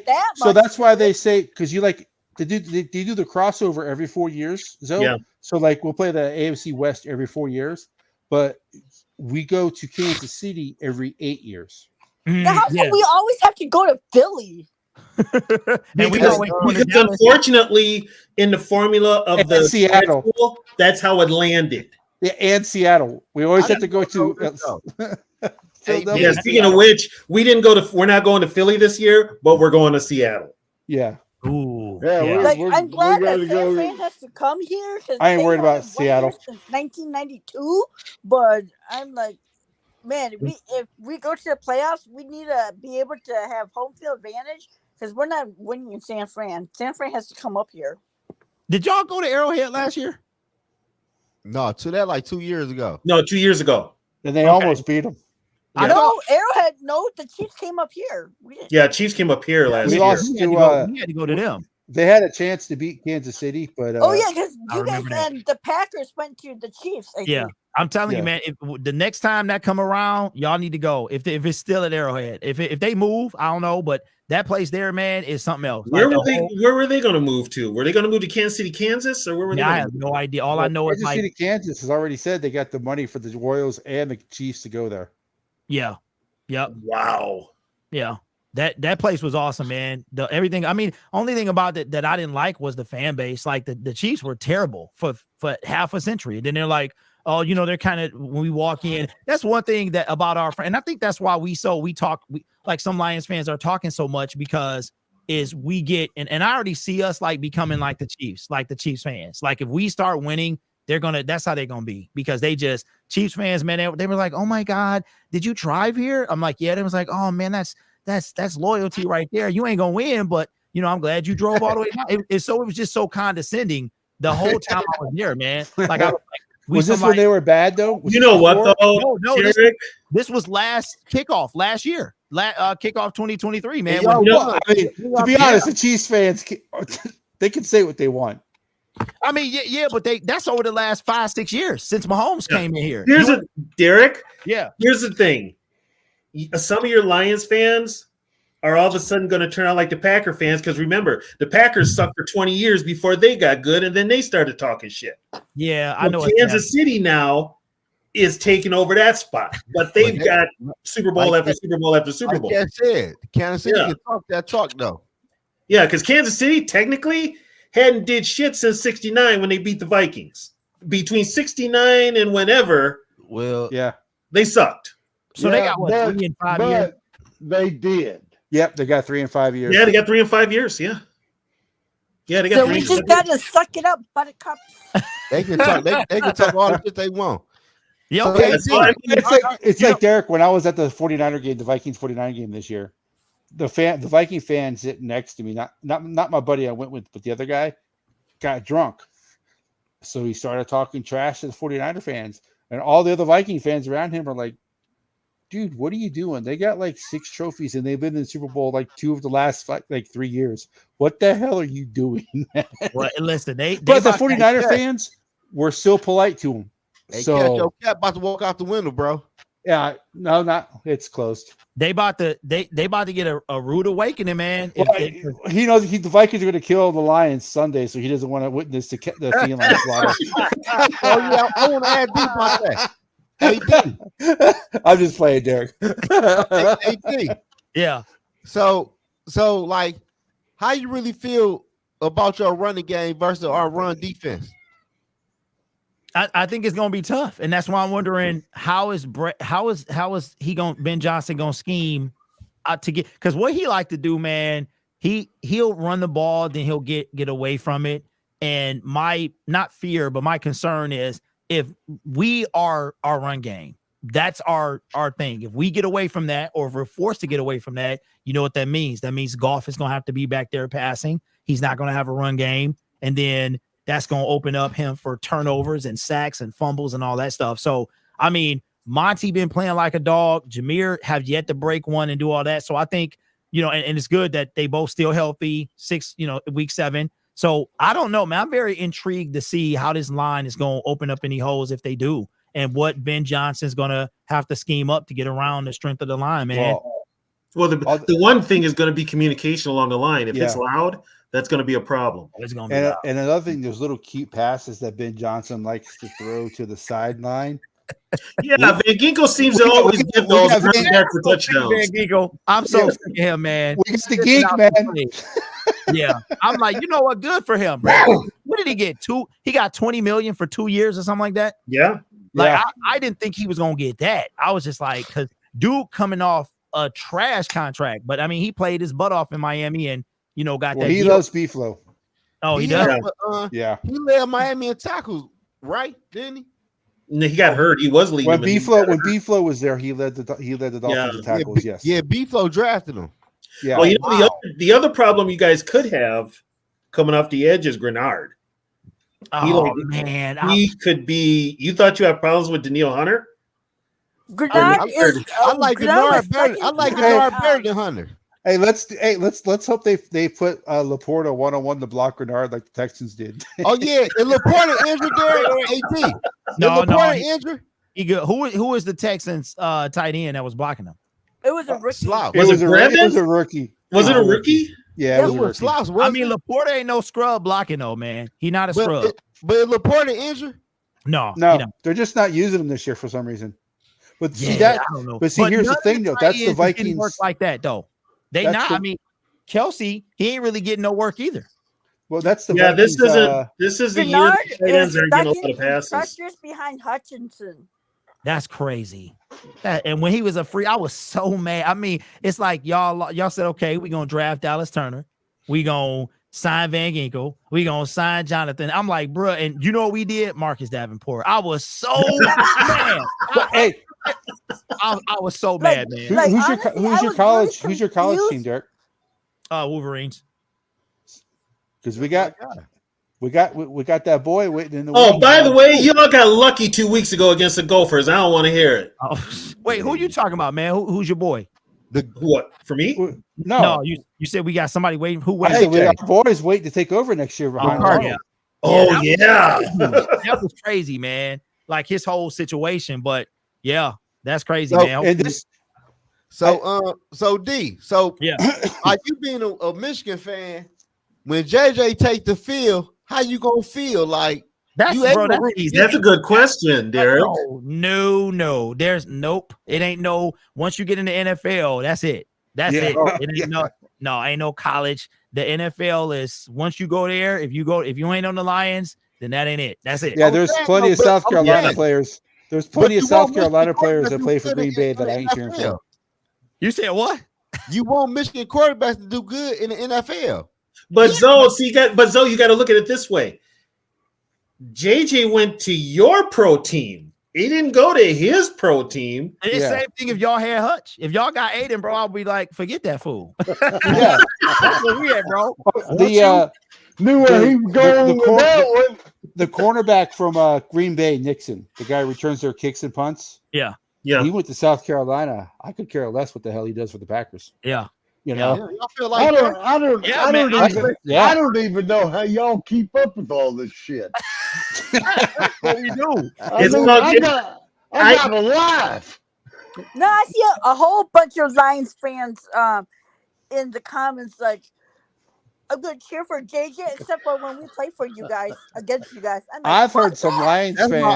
That's my whole family. My whole family say that. This is. I also heard this in the chat room, Derek. Yeah. Sam Darnold is going to play so well for Minnesota that Minnesota is going to re-sign him, right? Yeah. Well, Golf has got what, a year and a half left in his contract? No, stop. No, he got a new contract. I'm telling you, people, there's Lions fans who think that Sam Darnold's going to do so well, the Vikings are going to re-sign him, and then they're going to trade JJ to the Lions because he wants to go. He wants to Golf signed a new contract though. There you go. I was about to say, if they said that, they bandwagons because Golf is here. He gonna be here past Hendon Hooker. Hendon Hooker contract. I can't believe you guys took Hooker, man. I mean, I'm glad we did because I forgot you guys had Herndon Hooker. We didn't have nothing. I mean, we were dealing with Nate Sudfeld, David Blau before. I mean, we had Tim Boyle. Let's go. You had Dan Orlovsky. Horrible, man. You were horrible. I mean, Dan Orlovsky is back when they still had standard definition televisions. I'm talking about standard definition. We had Tim Boyle. Did y'all see Tim Boyle? Tim Boyle. Yep, David Blau. Tim Boyle is terrible. He's not even good enough for the UFL. Like that's how bad he is. You know what I'm saying? So Tim Boyle, isn't he? Well, you guys have had a history of terrible quarterbacks, so let's not act like y'all were a quarterback factory. I mean, Stafford wasn't terrible. He just reckless. He was reckless. Actually, you probably had the wrong coach for him. So, what did you feel about him winning the Super Bowl with the Rams? Hated it. Was you on the Lion? We feel the same way when a Viking does that, by the way. And Like was a you one of the Viking people that was fan saying can question the LA Lions? Heck, you know, Remember the t-shirt that go around the city? Watching the Super Bowl, it was the Detroit Rams. Yeah, Detroit Rams. That's what it was. The Super Bowl. I ordered me before the Super Bowl a Bengal shirt from Fanatics, and I was like the real number 9. I hate that. I hated it. Everybody was cheering for Stafford. It was the most pathetic, disgusting thing I've ever seen from any. Hey, Derek, I got one for you, Derek. I've always wanted to ask a Lions fan this: when it happened, how upset were you that they let Caldwell go? I was furious. I was mad. That's what I figured. Yeah, because I knew that they were going to hire Matt Patricia because Bob Quinn came. Mm-hmm. So Bob Quinn didn't hire Jim Caldwell. I forgot the GM that did. So then he gets fired. They bring in Bob Quinn, and Bob. From the moment Bob got there, you knew that Jim wasn't his guy. And was it Martin Mayhew? I think it was. It was Mayhew. Yeah, it was Mayhew. And so he wasn't his guy. And then soon as the whole 9-7 wasn't good enough and we couldn't beat the good teams, he was looking for a way to get him out of there. He got him, and Martha was still the owner at the time, and they shipped him away. And then a couple days later, man, Matt Patricia and I had just started making YouTube videos, literally, and I made one for my car, and I was like, this dude is gonna set us back 6 years, and it's exactly what he did. Hey, Derek, are you sitting up straight? Yeah. Okay. Just want to make sure, you know. Okay. God. What am I missing? No, remember in his presser? He got mad at the reporter and told him to sit up straight. Oh, that's how irrelevant that fool is. You know what? That was his presser. Check this out. When he got, we were doing, he got fired during the COVID year. So they were doing the virtual press conferences. Wait, is this Patricia you guys are talking about? Oh, yeah, Patricia. So he came in like a boss and all that stuff, blah, blah, blah. When he got fired during the COVID year. We lost, got beat back by the Texans on Thanksgiving Day. Yeah, I remember that.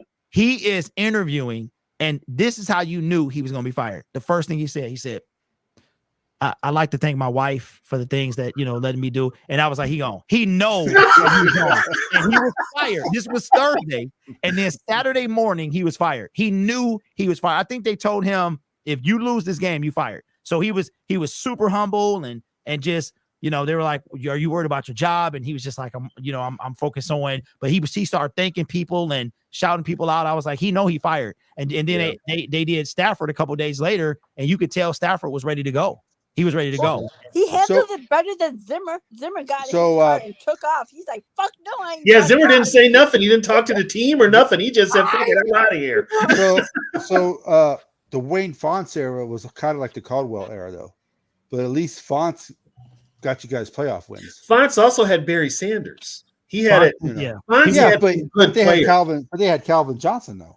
Who? Yeah, we had Calvin. We had Calvin and Stafford, but he had Barry. He had Barry. He had Chris Spielman, Jerry Ball. He had Blades. He had who was the wide receiver that they had? Herman Moore. Yep. Well, they had Herman Moore. They had Herman Moore, Brian Blades. God, who was the third one? Herman Moore.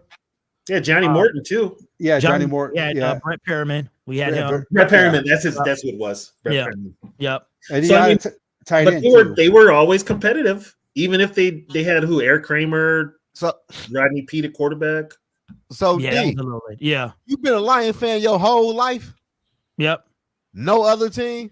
No, I mean, look, I'm in the city with you, bro. I'm not. No, that's all we had to watch. So why would I be, with another team? The funny thing is my parents are from Michigan. They're not Lions fans. So, hey, but look, though, you know one reason why I ain't like the Lions when I was growing up? Why? Because my uncle always told me. I tried to go to the Lions game when I was little. He said, man, I don't even play here. No motherfucker playing Pontiac. Yeah. I said, Pontiac? Yeah. I said, they don't play in the city. Stadium. Yeah, they moved them out to Pontiac. They used to play at Tiger Stadium. Yeah. And then they built the Silver Dome out in Pontiac. When I was coming up, though, the Lions game used to always get blacked out. Oh, yeah, blacked out. Yeah, they used to get blacked out all the time. How far is Pontiac from Detroit? About 30 minutes. Yeah, about 35 miles. Somewhere. Okay, I know it was a hassle to get there because there was always be like a traffic jam going to the stadium. Because one year, the Vikings got caught in the traffic jam. Really? And the bus was stuck in the traffic jam and they were late for the kickoff. They couldn't even do warm-ups. So, how do you not let them through? You know what I'm saying? Like, that's crazy. Yeah, they didn't let it because it was the Vikings, most likely. It was like a bottleneck. I mean, downtown got to be worse, man. It's got to be worse than how congested and stuff it is. But it's like that downtown Minnesota, man. I was surprised because I didn't know that US Bank is like the Minnesota version of Ford Field. Like, it's right in the city area. It ain't no parking. It ain't no, you know what I'm saying? It's actually a little tighter. Like it's nothing around. It's like it's exactly where the Metrodome was. Oh, really? It's on the same land that the Metrodome was. That's great. Do everybody play by the Viking Stadium, Tony? Yep. Yeah, because you got the Viking Stadium at the end you guys were at, and if you jump on the train and go to the other end of downtown, that's where the Twins play. And then if you go to the other side, it's Target Center and then Target Field. Yep, and Target Field, Target Center is right by Target Field. Isn't University of Minnesota right down the street from there too? Yep. Yeah, Minnesota is right down the street. That's correct. Yeah, I was in some hotel, man, that was less than a mile away from the stadium. So I parked in there and just walked. I walked to the stadium. So the only pro team that's not in Minneapolis is the Wild. They're in St. Paul. Who is the Wilds? The hockey team. Oh, see in Detroit, everybody play downtown now. Yeah. Yeah. They are downtown. They're just in downtown. They're just in downtown St. Paul. They're still in downtown, but downtown St. Paul. See, which is across the river. Yeah, like in San Antonio, where I'm at, the Spurs do not play downtown. See, but in Detroit, everybody playing a little circle. You can walk to everybody's shit down there. They tried to do that here. They did. You just hop on the train, and the train takes you through all the stadiums. Do you have to pay for that train? It's super cheap. It's like $2. Oh, okay. But here's the thing, though: if you're slick enough, you can get on there and not pay a dime. Especially if you're like catching it downtown, going to one of the stadiums. Yeah. Or if you're going during the games, there's so many people that you're not going to get ticketed. You're not going to get ticketed. What they'll do is they'll put a cop on the ramp to make sure you pay. They're not checking like 50 people. No, it'd be people on there, like people like driving and shit like that. all I know is to the game. No, like our train. Yeah, I think it is like a conductor. Yeah, there is a conductor. Yeah. Yeah, because they got one. They got one near Levi as well. But yeah, so the one in Minnesota, it was kind of cool, man, because like they got to stop. So they got like this overpass that you gotta like before the game you can walk over the tracks, but during the game they block out the tracks and you got to go up like this. You know the overpasses, like you got to go over that thing just to get around to the stadium. So I like our stadium, man. They do that on game days because we do have idiots up here. So, they do that, but yeah, it runs pretty smooth. Yeah, it was nice, man. I wish I could have went this Sunday, man, because it was nice. Well, it's better to take the train because parking sucks. Even in the parking ramp, it's expensive as hell. Well, it couldn't. Yeah. I wind up paying. So I wind up valet parking. So I pull up to the hotel. I'm like, where do you park? They was like, well, it's some stuff, around. So I'm looking, I can't find anything. And so I valet, and it was like $100, man, for 2 days. But the cool I'm like, you valet, dude, you got some money. No, I didn't have any choice. I didn't have a choice. I pull up and my man is like, well, it's parking in these areas. So I go find it. I can't find anything. And so I pull up. I'm like, where's the hotel parking? He was like, it's just valet. That's the only way. And you're talking about, I was like, I'm not about to fight with these trying to find a parking spot and worry about, you know what I'm saying? So I paid. And then, but it was cool because it was like 0.8 miles from the stadium. So I just parked and I spent 2 days down there. And it was cool, man. I enjoyed myself. It real nice stadium. That was when they was wearing the white. So like the field, end zones was white. And that was the whiteout game. Yeah, yep. It was cool, man. It was cool. I had a good time. Food was cheap. It was way cheaper than Ford Field. I was like, okay. It was cheaper than Ford Field? Yep. I got like fries, some chicken tenders, and a drink for like $10. Ford Field, that'd be almost 20. Yeah, it's almost double. Yep. Wow. Yeah, it was crazy. I was like, I wish we had this. See, here's a kicker. I haven't been to a Viking. I went to a preseason game and I didn't buy anything there. Because one, the tickets are expensive. For one thing, but for me, all I'd have to do is like literally, I could walk to the stadium. That's how close. Really? Yeah, it was cool, man. I enjoyed myself, man. So, concession prices. This right here, I got this when I went to the game. It was it's a souvenir cup. It was only $11. Oh, that's not bad. No, that's not bad at all. And you get refills. No, it's one thing about going to a Minnesota home game. I haven't been to the new stadium and the new operations. But the old stadium, great place to go to a game. The new one is nice. It's got and then they got these things. I don't know if y'all knew about it. You can look at any stadium and put fan cam, like Vikings fan cam. It'll take you to a website that you can see. You can find yourself, and you can like tag yourself where you were sitting. Super cool, man. Yeah. Yep. So you got to remember where you were sitting, and you can find yourself and all that. And that's another thing too. You can always get up and go stand because there's plenty of places to stand and watch the game if you have to. Good night, Mama. I'll see you Sunday. But it's definitely an upgrade from the Metrodome. Let's just put it that way. That's the one. It's got to be from the thing collapsed. That was the one with the snow. Yeah. Yep. I remember when that happened because they was we were going to we were playing the Giants that morning, and then we got a snowstorm. And it ripped a hole in the ceiling. Next thing you know, and they came to Detroit. Yep. Yeah, we had to go to Detroit. I was there on a Tuesday. Yep. Played the Giants and lost. Yep. And then that was an awful game. Metrodome was a failure from day one. It was. I mean, if you were ever there, that whole ceiling was patched up like a 1930s hobo knapsack. It deflated during a baseball game. The ceiling ripped during a Twins game. Yeah, during the Twins game. Yeah, it ripped during the Twins game. Players were looking up at the ceiling like, what the hell? And the roof tore by home plate, and it started to tear. Hey, man. Hey, listen, y'all. My little cousin is crazy. This man grew up in Detroit, and he always go against Detroit teams.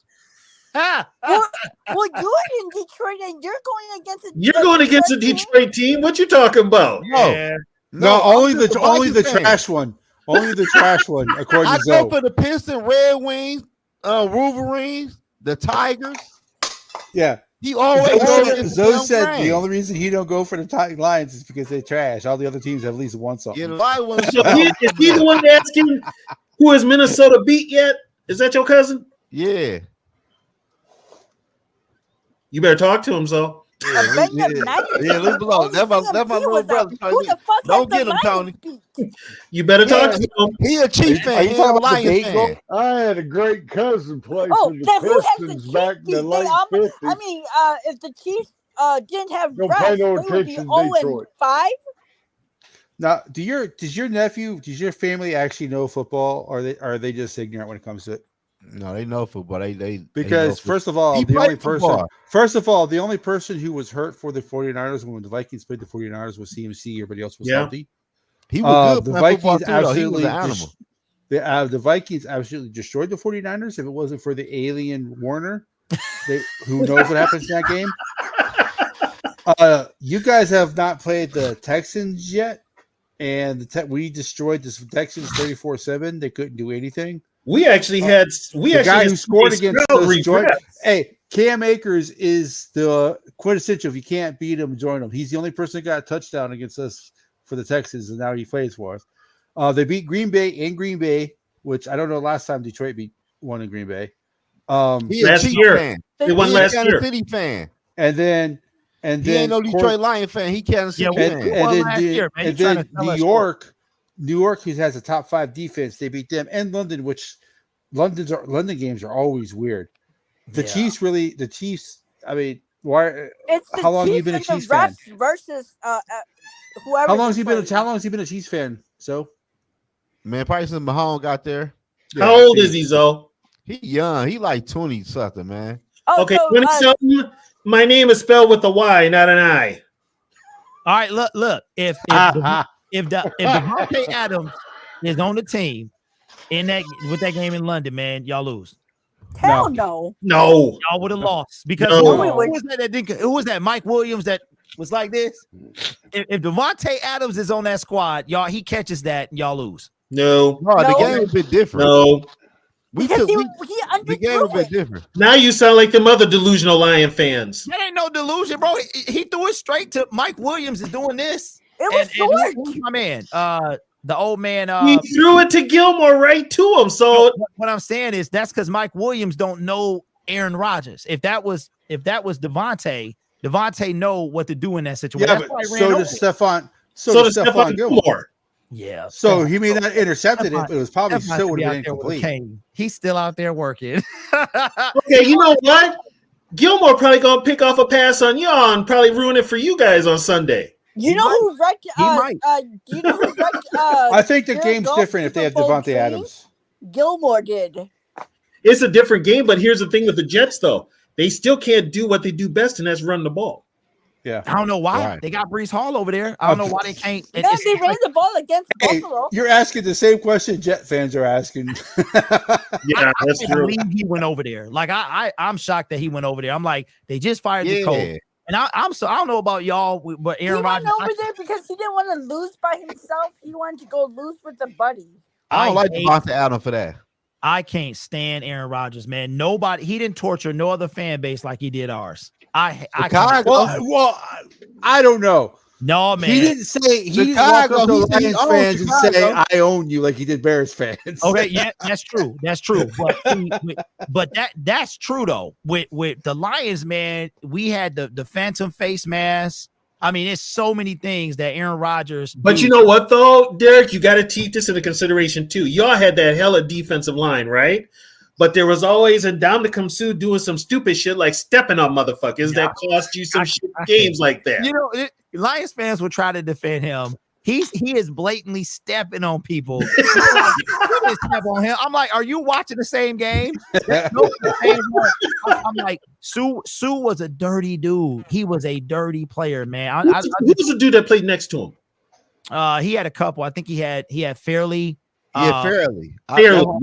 So I got a real question for you, Derek. I think these are hideous. I think Tony also thinks these are hideous. Okay. But for some reason, your Lion fans like them. These uniforms. Oh, love them. I love. Look. Hold on. Dang, I'm not on my. He loved them so much he went and bought one. He got. I knew it. Yeah, I love these. I absolutely love these mugs. Them mugs, and we needed them too, man, because we stomped the Seattle Seahawks in them. But yeah, I love them. Everybody's stopping Seattle now. Everybody's stopping Seattle. Hey, but when we played them, they wasn't. They was 3-0. They was 3-0 at the time. So I mean, yeah, but they also the teams they beat weren't very good either. Yeah. You know, No, and, yeah, and that's they're- true. They had our number for years. They had our number. well, they got our number when we go to Seattle for some And you reason. you expose that half-ass defensive line they got. I mean, what Goff Yeah, was and what, everybody was perfect? hurt too. And Boye Mafe was out. They was missing Mhm. a bunch of people, and we took advantage of it. So And see, Well, Mafi that's went to what be good- used, so he went to That's he what was a that's gopher. what good so. teams. That's what good teams do, though, Derek. They take Yeah. advantage of situations. Yeah, they like do. that. you're right. You do. shouldn't be battling to the last whistle. With you're right. That's why this game here, man, this thing gonna be a dog fight. Like I'm Yeah, excited. there's even people on national media who think you guys are going to get 40 on this defense. Yeah, I don't know. No, I don't understand. why. it's going to be like an NFC Central score, like 20. I think it's going to be low scoring. I think both defenses are going to. I said Well, 31. I said the over 31 under 17 is Vikes. at 50, isn't it? Yeah. What's that? The over under isn't it at 50? It's higher than that. And I don't know why. Why is it so high? It's like 54 and a half, some shit. Because they think Probably no 'cause- defense is going to show up to play. Yeah, and Now watch both defenses show up, and it's like 9-6 or some shit. we put up 89 over the last 2 weeks. I think that's why 42 and then 47. And y'all's point differential is still lower than ours. Yeah, I think Yeah. we're even third. Yeah, it's who's the highest? It's y'all, and then yeah. it's the Packers. It's us, and then you guys, and then the Bears, and then the Packers. Yeah, it's like the whole NFC North is higher than Yeah, everybody else. The which is crazy. NFC North is plus 211 in point differential. So The you next- know what I'm thinking? I'm thinking could the whole division make it to the playoffs? Yes. No, not the The Bears. Bears don't make it. The Bears are Um, a long shot, but the Vikings, Lions, and Packers could the- all make it. the two things that could happen for the four teams not to make the playoffs. I don't think the four teams are going to make the playoffs because the Bears have played a worse schedule than you guys have. They're not as good, so they're going to lose far more games than you know. They'll Yeah, a lot probably of people be, think they'll they probably be 8 and 9. Okay. But let's say they don't go 8 and 9. Well, the only other two teams, because only one team from the East is getting in, Mhm. is either Oh, going to be one from the Tampa or Atlanta. That's That's the it. South. Yeah, that's the South. South. No, from the NFC East, only one of those teams is getting in. No, that's the NFC East is Giants, Philly, No, I think Commander and Eagle make it. Commanders. No, Yeah, I think the Commanders win the division. I think the Commanders win the only team. division. In the West, you're only going to have probably the Niners. Yeah, you're probably only going to have the So you don't Niners. think the Eagles are making the playoff? Hell no. No, Y'all tripping. The fuck Y'all wrong with tripping. you? Look at that bum ass team. You think they're gonna So- make it to the playoffs? Yes. Who? Hell yeah. Oh, but here's the thing, though, Zoe. I think the Falcons and the Bucks are going to have better records than the Eagle. So I then don't they, know. the Bucks, the Bucks play the Ravens this weekend, so I don't know. yeah, that's gonna be a good one. That's God, gonna do I have to give Kirk Cousins any kind of credit? Well, here's the thing, though. No, I got the Falcons making it. I think the Falcons win a division. I picked yeah, Baltimore I do too, but that division's bad. I picked Baltimore to win the game because Lamar Jackson is 22-1 against the NFC. I Yeah, can't but wait you to think come the out. Eagles are gonna have a better record than any of the three teams from the NFC North or two of the teams from the NFC South? I don't think so. Yeah, I don't think so. Because remember 7 teams make it. So let's Do just y'all say know- the Packers. I'm saying y'all don't even know these teams' schedules. Eagles are sitting at 9 and 8. I think the Lions, Vikings, and Packers all make the playoffs. So that's 3. 49ers is 4. Okay. So and then let's say the Commanders is 5. So that leaves 2. That leaves 2 teams. Okay. Well, then you got the Saints and Falcons. Whoever wins, that's the 6th. That's the 6th team, right? Saints are done, bro. They lost. are No, done. no, I meant the Yeah, Bucks they're and 2 Bucks and Falcons. Okay, is I'm what I about to meant. say they're done. Yeah. I meant the Bucks and Falcons. They're 5 in battling. a row. So it did come down to those 2 teams, the Eagles and maybe the Bears. So Eagles are barely beating teams like the Browns. right, that's what I'm saying. Those are the 4, and whoever wins the South, it could be the Bucks, it could be the Falcons. We don't know. I think the Bucks. Have they played each other? Yes, they did. No. Yes, they did. The walk Did off. they? Yeah, Kirk beat them. Oh yeah, that's right. Kirk did Yeah, beat them. That's right. yeah. Yeah. Kirk was 540 yards. Don't get me wrong. I would love it if the Eagles don't make the playoffs because I can't stand the Eagle fucking fan base. And they I don't think think they do. I can't stand them either. and they I think don't think Jalen they Hurts do. is the best fucking quarterback they ever fucking seen. I want to see who they play. The Eagles. What they Well, schedule. if the Eagles don't make the playoffs, Hey, Sirianni's out of a job. The He should Eagles be play anyway. the Giants, the Bengals, Jacksonville, Cowboy, Commanders, Rams, Ravens, the Panthers, Steelers, Commanders, Cowboys, and they play the Giants. I don't think they're gonna have a winning record. Yeah, they gotta. That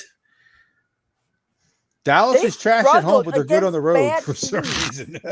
All right, so I'm thinking. I think y'all might be right. It might be one. It might be 3 teams that can go from the north because I'm thinking 3 I for think it's sure 3 from the north and 2 from the south. Okay, 3 from the north, 2 from, and then the everybody Niners, else is just the one from the west and the one from the east. Yeah. So Commanders, Niners, Vikings, Lions, Packers, and either the Bucks or Falcons. Yeah. No, both. I think the Bucks and Falcons both make it. Bucks and Bucks Falcons and might Falcons, make it. okay. Yeah. Yeah. Yeah, that's gonna be something. Because it's 18. And then the Falcons will lose right? the first playoff game because Cousins is the quarterback. Hey, I can see it right now. Wait. Okay, how about Bucks win the division?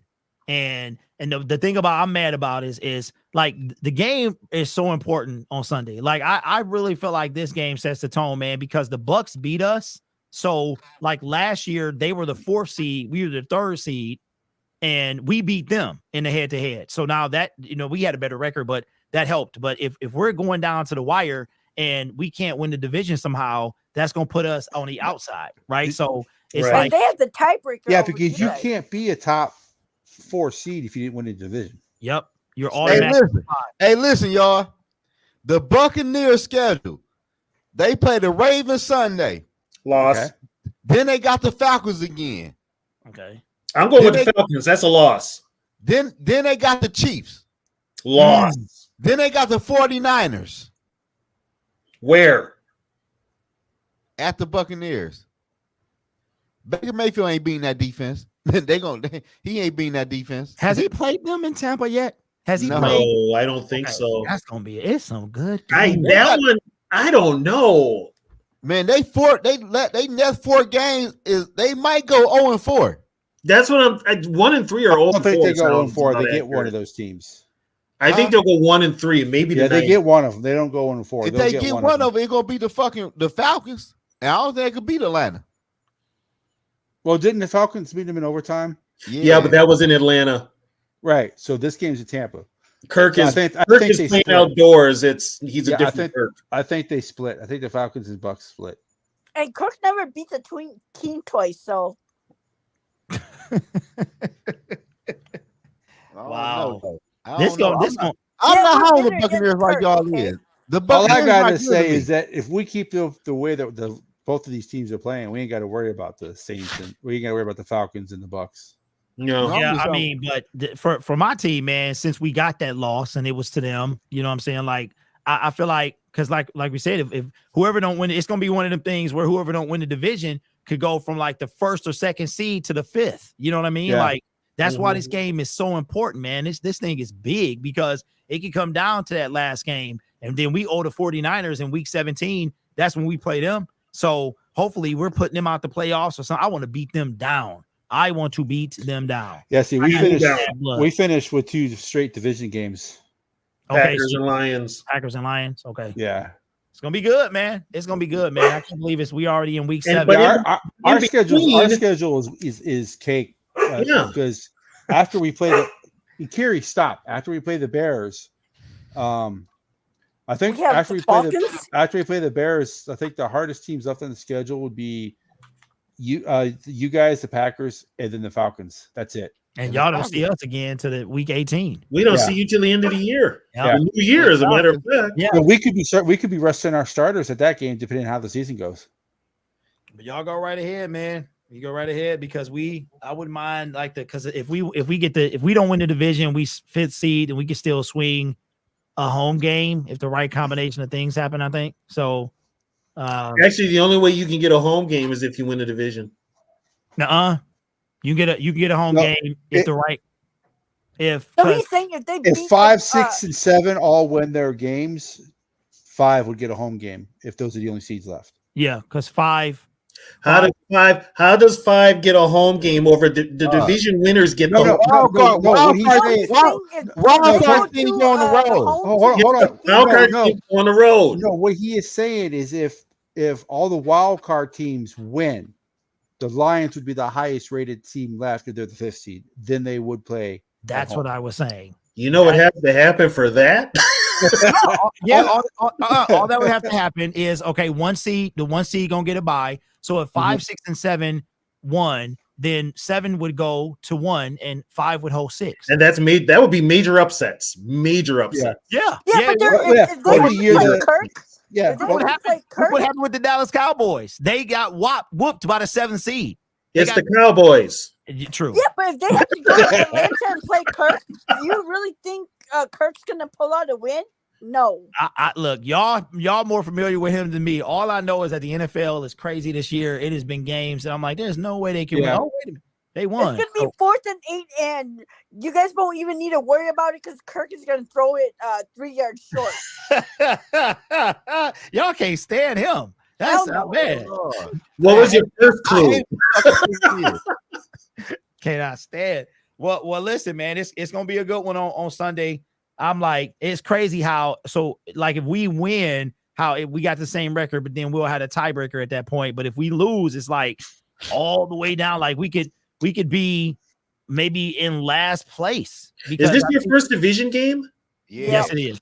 Okay, if you guys win on Sunday, then you're on top of the division, but we're 1-1 because we beat the Packers. The Packers would still be in last. Yep. So, but if we lose, and then I think if everybody else win, then I think we drop all the way to the Packers bottom. ain't winning. Who they playing against? Oh, they got the Texans. They're playing the Texans. The Bears are off this week. Okay. So the Bears would kind of by default drop. So Caleb Williams don't have to paint his nails on Sunday, huh? Nope. Yeah. Not this Sunday. Y'all are ruthless, man. Absolutely ruthless, man. Well, okay, we're ruthless, but are we wrong? I'm gonna plead the fifth. I got no comment, man. I got an image to protect. I got sponsors that's looking out, man. That's who the helmet. That helmet, man, is from. I don't know if y'all know about Green Gridiron, man, but I got a sponsorship. Yeah, I know Green. I see their ads. My channel's not big enough for that. Yeah, we got no sponsors, so we got parental advisory. Yeah. Look, our stuff is not marked safe for kids because of that. With a mask on and take. Well, you missed some real good ones. I've actually went off on people bad, and they were Viking fans. Really? Oh yeah. Yeah. Is this your first YouTube channel, D? Huh? Is this your first YouTube channel? No, I started making videos like in 2019. Oh, and so I got another one. I'll be right back, guys. Okay. Yeah, I got another one that I kind of stream games on. I used to stream, but NFL, the YouTube acting wonky now, man. They like hiding people, like they shadow ban you. I seen that channel. That bitch got like 60 or 70 subscribers, 1,000, don't it? Yeah, it's got 33. It's got 33,000. You was on one that last year. That bitch had a whole bunch of subscribers. Yeah, it was that one, but it only got 33. But I kind of messed it up by only 33. Yeah, I'm sitting here at 100. He's like, no, I only have 33,000. No, I'm sorry. Like, damn, my bad. Okay, damn. And if it wasn't for Grossi, if it wasn't for a Tom Grossi raid, I wouldn't even have that many. Yeah, man, Grossi is an absolute beast, man. I like him, dog. I remember when I was when he started. I remember because he started. Yeah. He quit his job, didn't he? Yeah. I remember you talking about. He was so committed to YouTube, his wife left him. Damn, she did. Yep. Shit, my girl might leave me. Listen, y'all trying to get me in trouble. I don't know nothing about that. All I know is he's no longer married. I know that. I don't know what happened there. Yeah, I don't know what happened. I'm just saying he's so committed to YouTube. Yeah, it was. I don't know what happened. I'm just saying. Hey, well, my wife, YouTube a motherfucker though, man. I'll be having fights in my little household. My wife would be like, "So, are you getting paid for this YouTube stuff yet?" Hey, look, listen. My wife been supportive since she been supportive since I had like 600 subscribers, man. She been supportive, and now I show her that AdSense, and she was like, "Go ahead, boy." I ain't gonna lie though. My girl, the one got me on YouTube though, but she do be supportive though. I ain't gonna lie. She's super supportive, man. She mine is Yes, my girl supported too. My wife supports me. Look at. Let me see if that. Yeah, my wife supports me in anything. I can't really see it. What does it say? You can't see it. I see it. Those are my numbers over the last 28 days. On your other channel or this channel? No, this one. Yeah, this one going crazy. Yeah, I see that video. I want to get to the point to where I can crazy. I want to get to the point to where I can get monetized and get sponsorships. So the Darius Smith, that video went crazy. No, the Max Crosby boy went crazy. 44,000 views. That's the one I'm thinking about. Hey, listen, real talk, and then I'm gonna get off. If y'all want to slide through a StreamYard, Zoe, you can contact me, hit me up, a StreamYard, man. And because I'm all about helping people, bro. I'm all about like paying stuff forward. Like you said, Zoe, this mug is a grind, bro. See, a lot of people think you can do it for fun, and you can, but this how people.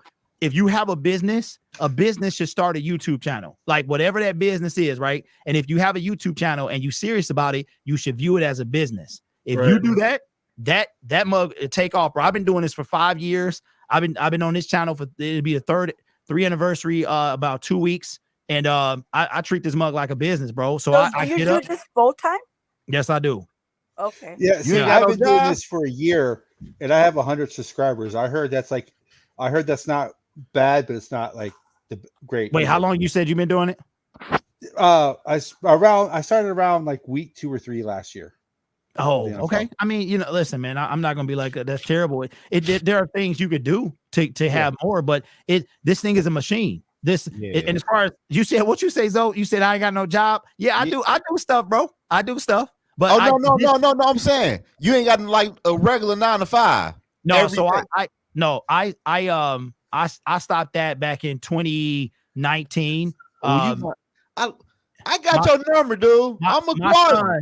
So my ex-wife, she in 2019, she had a little situation. So she was like, can you take the kid for a little while? And so I was like, okay. So he was in like 4th grade or something. So I took him, and that got in the way of a 9 to 5 because I wanted to take him to school. I wanted to do all that stuff, man. So I started doing like DoorDash, Uber Eats, stuff like that. Was doing that. And now I do like some catering deliveries and stuff. But I wake up in the morning, I take him to school. I start plotting out my day, my videos and stuff like that, man. And now I'm here. Man. Sponsorships and affiliate links and all that other stuff, man. So yeah. Are you good at editing? I don't. Yeah. So I don't edit. So my stuff is off the dome. Like I used to edit. I guess if you could call me good, I know how to cut.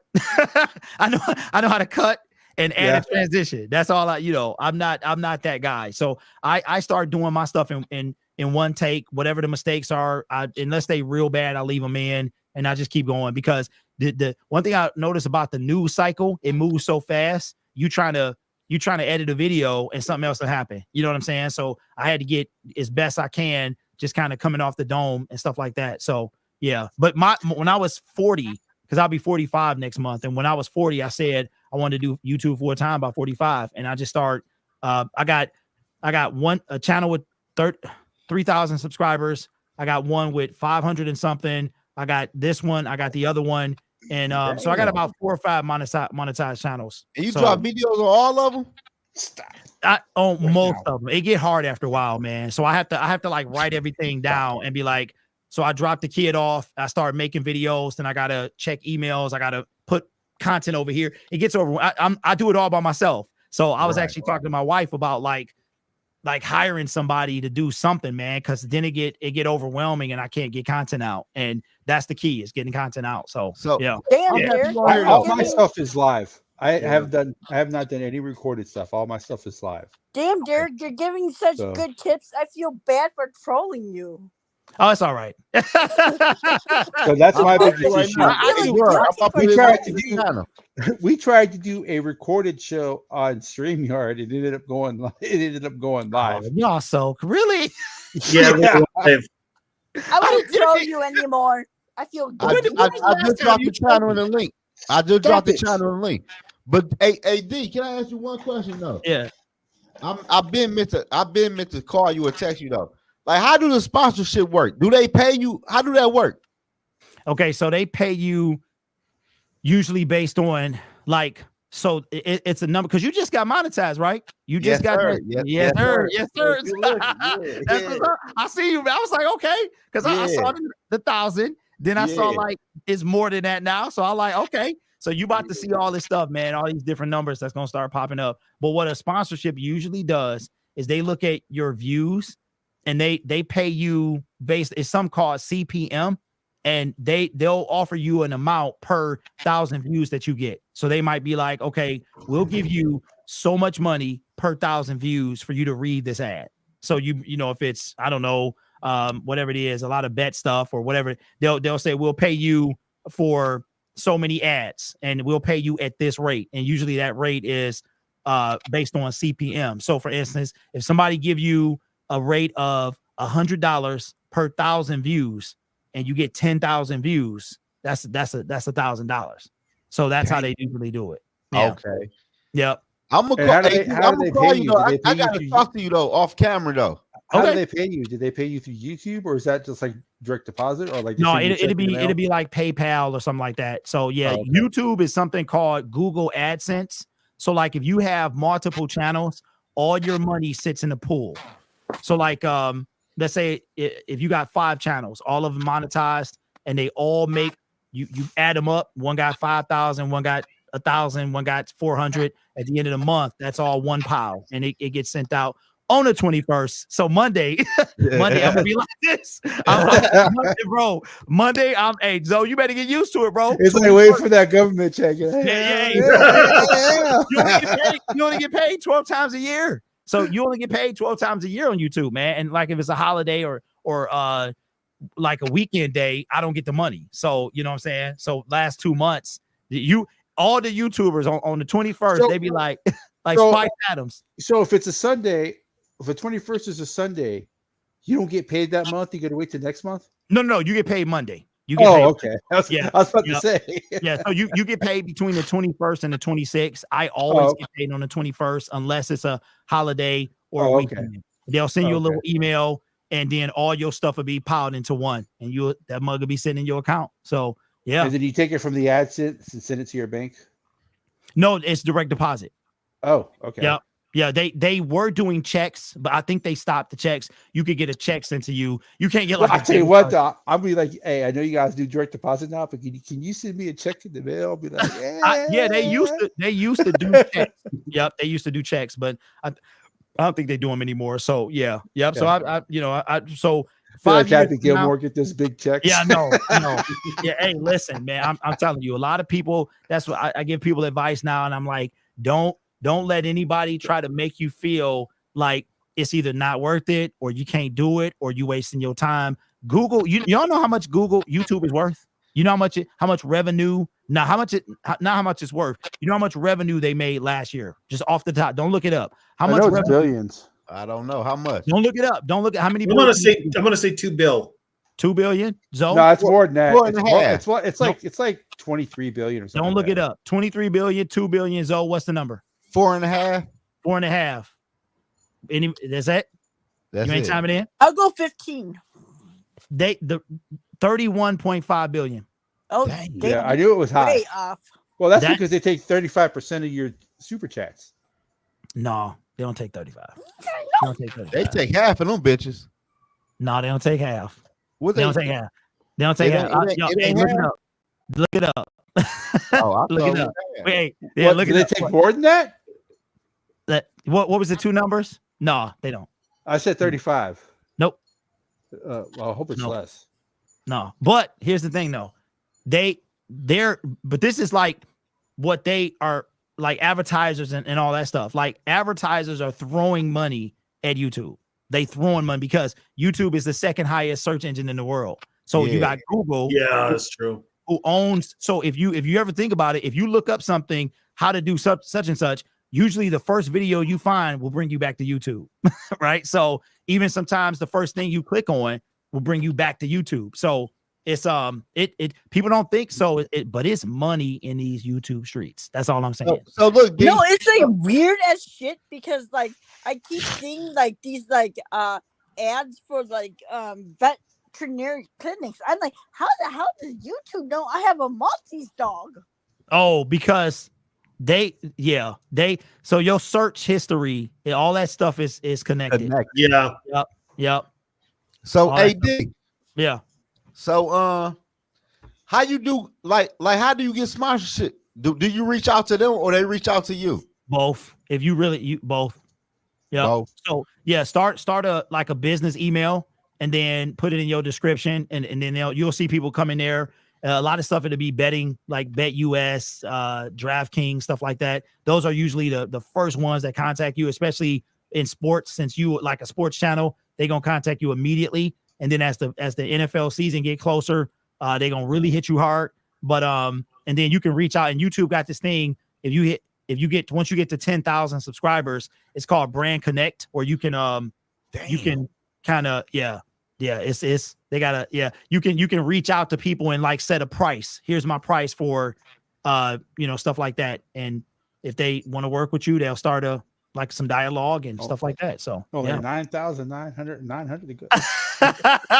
But I'm gonna tell y'all, listen, it's not made for everybody. It's just like everything else, man. It's not a lot of people think they can get in front of the camera and be Mr. Beast or Casey Neistat, stuff like that. They can't, bro. Like this thing is a well-oiled machine, and it is so many little small nuances that people don't understand. They think they turn on the camera and voila, and it does not work like that. I thought it was like that too. I'm like, I'm about to be the next ninja or whatever. I was making video game content and nobody watched. So I'm like, what happened? You know what I'm saying? But it ain't like that at all, bro. But it's legit. It's legit, man. So, yep.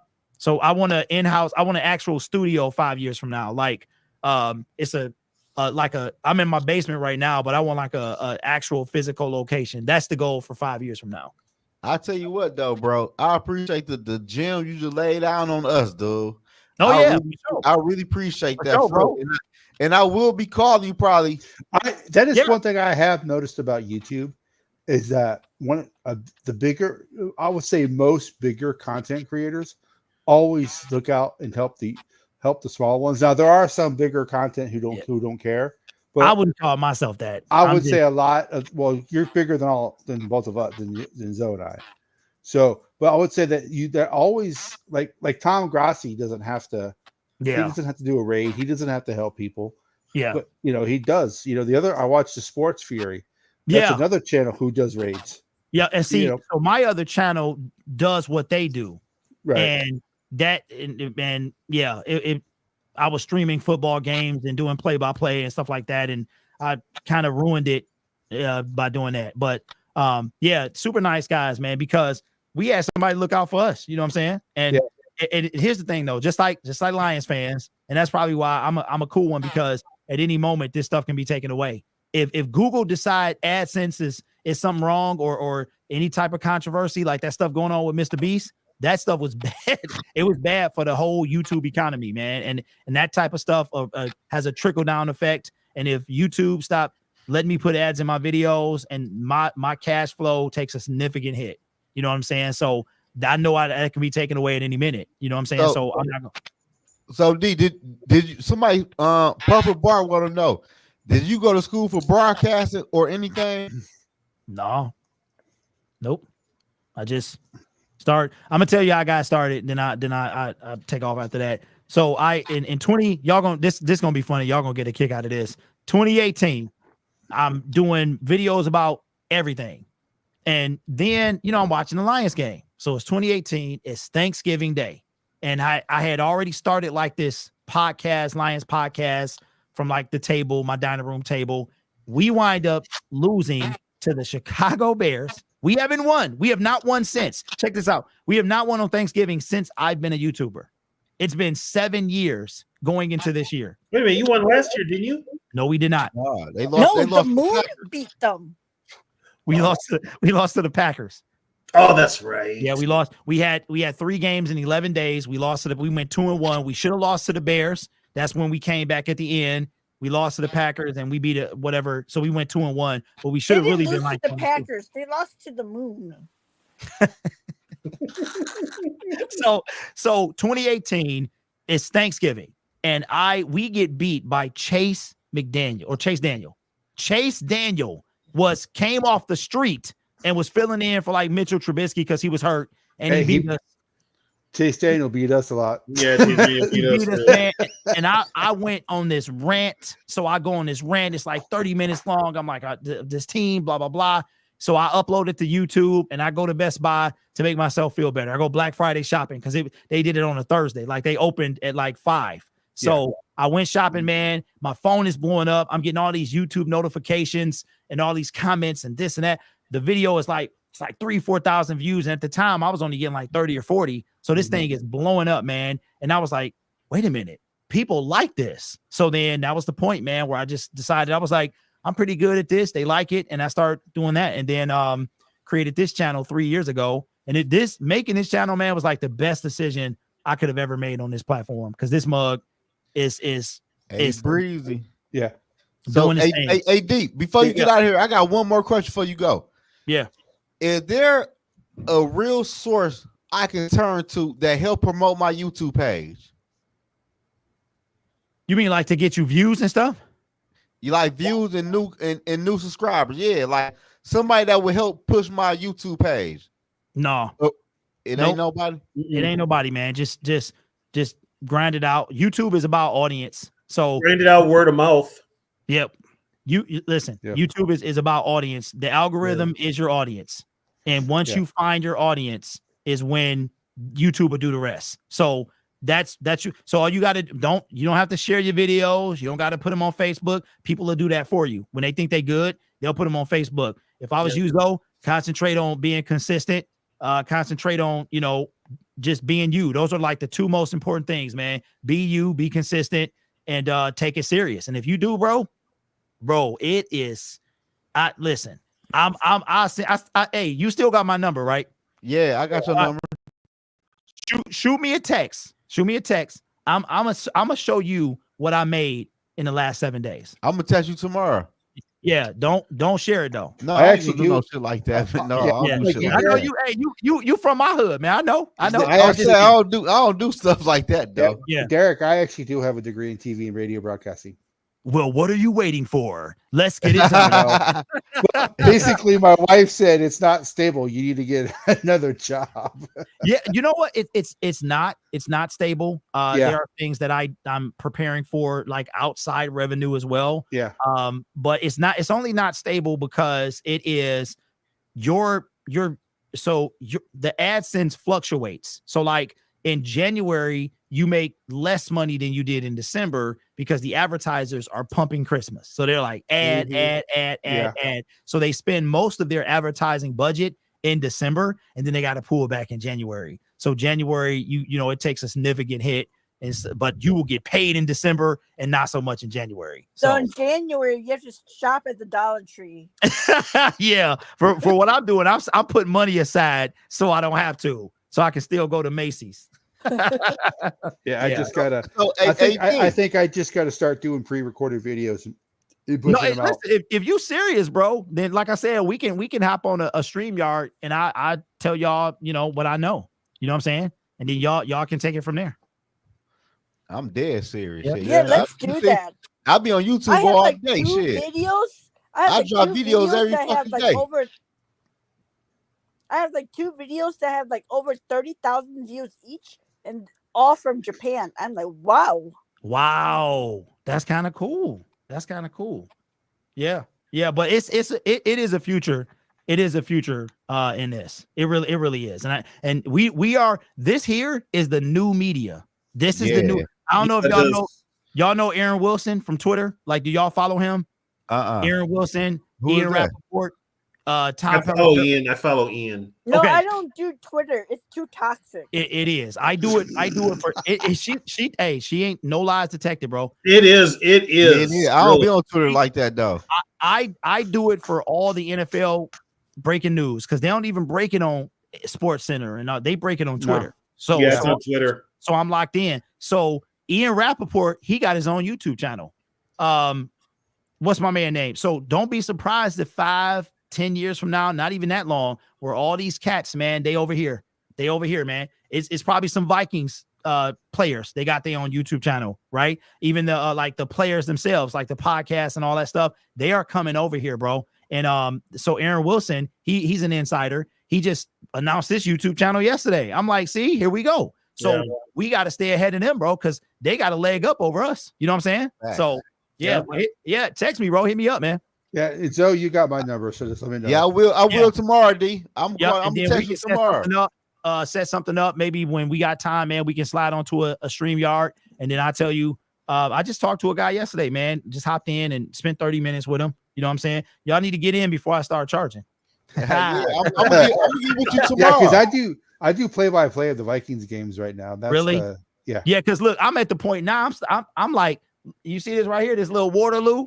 I look, I'm gonna put some black tape on this boy. Like I ain't about to promote nothing if you ain't paying me. Like you can see what it is, but I'm gonna be like, you watch the podcast, man, and they stuff be turned around or you can't see it or whatever. They got a little black sleeve. I'm like, listen, I know my worth, so I'm about to. I ain't promoting nothing unless you paying me because I know. like that. You know what I'm saying, bro? I got 500,000 views this month. That's 500,000 people that have seen my stuff. That you know what I'm saying? It ain't about being. It's about being smart. This a bit. I got to run this like a business. So you know what I'm saying? Yeah, because right now I drink this with the label on. I'm gonna start taking the label off. Yeah, the green bottle. Put it in like a transparent bottle that nobody know what it is. But but I will be testing your phone tomorrow though. About 2 o'clock. Okay. All right, man. I would say good luck Sunday, but I'd be lying to you. Yeah, you'll be lying. And look, and I'll be lying too, man. All right, fellas and ladies. All right, D. Take care, Derek. Yeah. Hey, man, can you guys just set up something and then send me the link? Hey, that was some good shit though, for real though. Yeah. He dropped. I just gotta stop being. I told you, I am going through a lot right now. I feel you though, with my wife. But once that's over, you gotta drop videos though, bro. That's all you missing. Videos. Well, you see, we tried to do a pre-recorded one. We ended up going live. I actually do have my videos that I do after the game, Tony's takes. I still have them. I put them on Facebook, but I need to put them here somewhere. You like I tell people, like my boy told me the other day, like, man, you stay on YouTube. You damn fucking right. This where is that for me? YouTube. I can put them on. I know I can put them on Yogi's. I put them on yours too, Catch. If I can. Yeah, I'll put them on my show. I'll try to drop videos all day on YouTube. I do one after every game. Do you StreamYard for those or use your phone? I use my laptop. I use my laptop. So you record it with your camera on your laptop, then add it to your download it and put it. Yeah. I use Stream. I only way I use StreamYard, Catch, if I know I'm about to use multiple pictures in my video. Cause on my computer, I only could upload two. I only could upload 2 pictures before my shit crash. Here's the thing: this year my takes haven't been bad because we are 5-0. Yeah. But over the last 2-3 years, when I did them, first I typed them out, then I started doing video. Well, of course, I didn't like you know who, so everybody was waiting to see what I said about them and everybody else. I'm a completely different person now. It's good when you drop video though, because you get monetized. Like people, like people get you super chat all day. Somebody might come in our live stream. Like, man, I like y'all content. I've seen it happen before live with people. Somebody you don't never know. He'd have dropped in $800 in somebody's super chat. Yeah.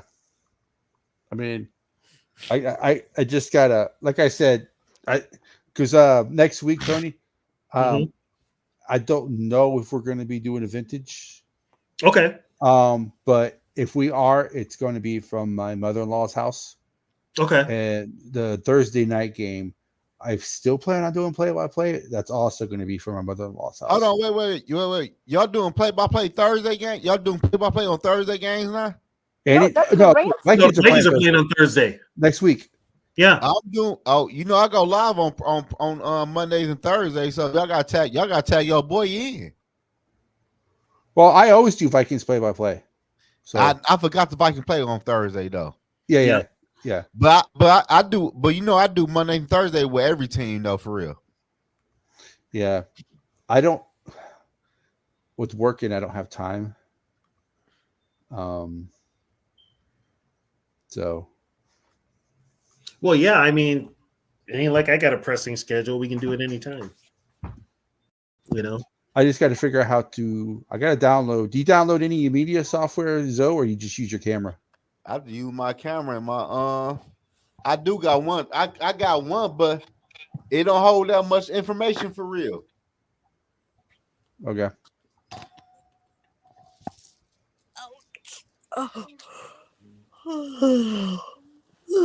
hey, no yawning there. Oh, we got 22 people still watching us. Yeah. Hey, that was good information though, for real, man. I ain't gonna lie to I gotta y'all. say, that's not the first time. That's not the first time I've talked to Derek. Hey, Derek on YouTube killing him right now. Yeah, his view is up there. Like he killing them. I'm trying to do my shit like that. You know, you can make money on YouTube because you look at these YouTubers who just like go to a public place and they just like hand people money. You know? Yeah, so they're making money. Yeah, you can make money though, but like I said though, man, when you do YouTube for real though, I ain't gonna lie to y'all. You gotta have time. I want to get to the You gotta have. If you ain't got time, this ain't for you. You gotta have time to do YouTube I for want real. to the point to where I can make around to what I'm making doing IT. I don't want to become rich. You know, you just want to be comfortable. I just want to be comfortable because my wife, no matter what I do, my wife is always going to make more.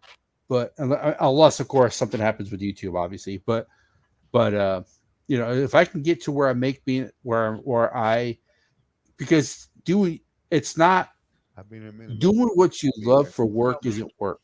It's not a job. You know, and I actually did go to school to do the, you know, my TV and radio broadcasting. So this is something that I want to do.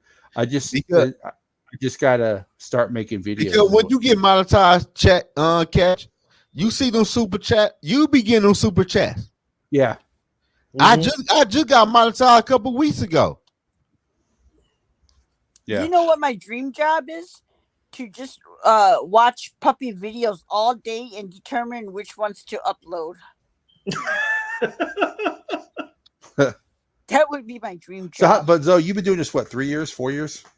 No, 2 years. This is my second year. Okay. No more. No more. My second year anniversary was the 12th of last month when I first uploaded a video on YouTube. You know, Catch, we probably can't do a show next week anyway because Friday I'm going out. It's my birthday. So. Oh, happy early birthday! Thanks. Yeah, happy early birthday, Tony. Oh, so next Friday we won't be. We can still do the Friday free for all, but I don't know because that's that'd be after the. I'll be on. We can do the free for all. Yeah, I just would probably be on later. Yeah, I'll be on this bitch though.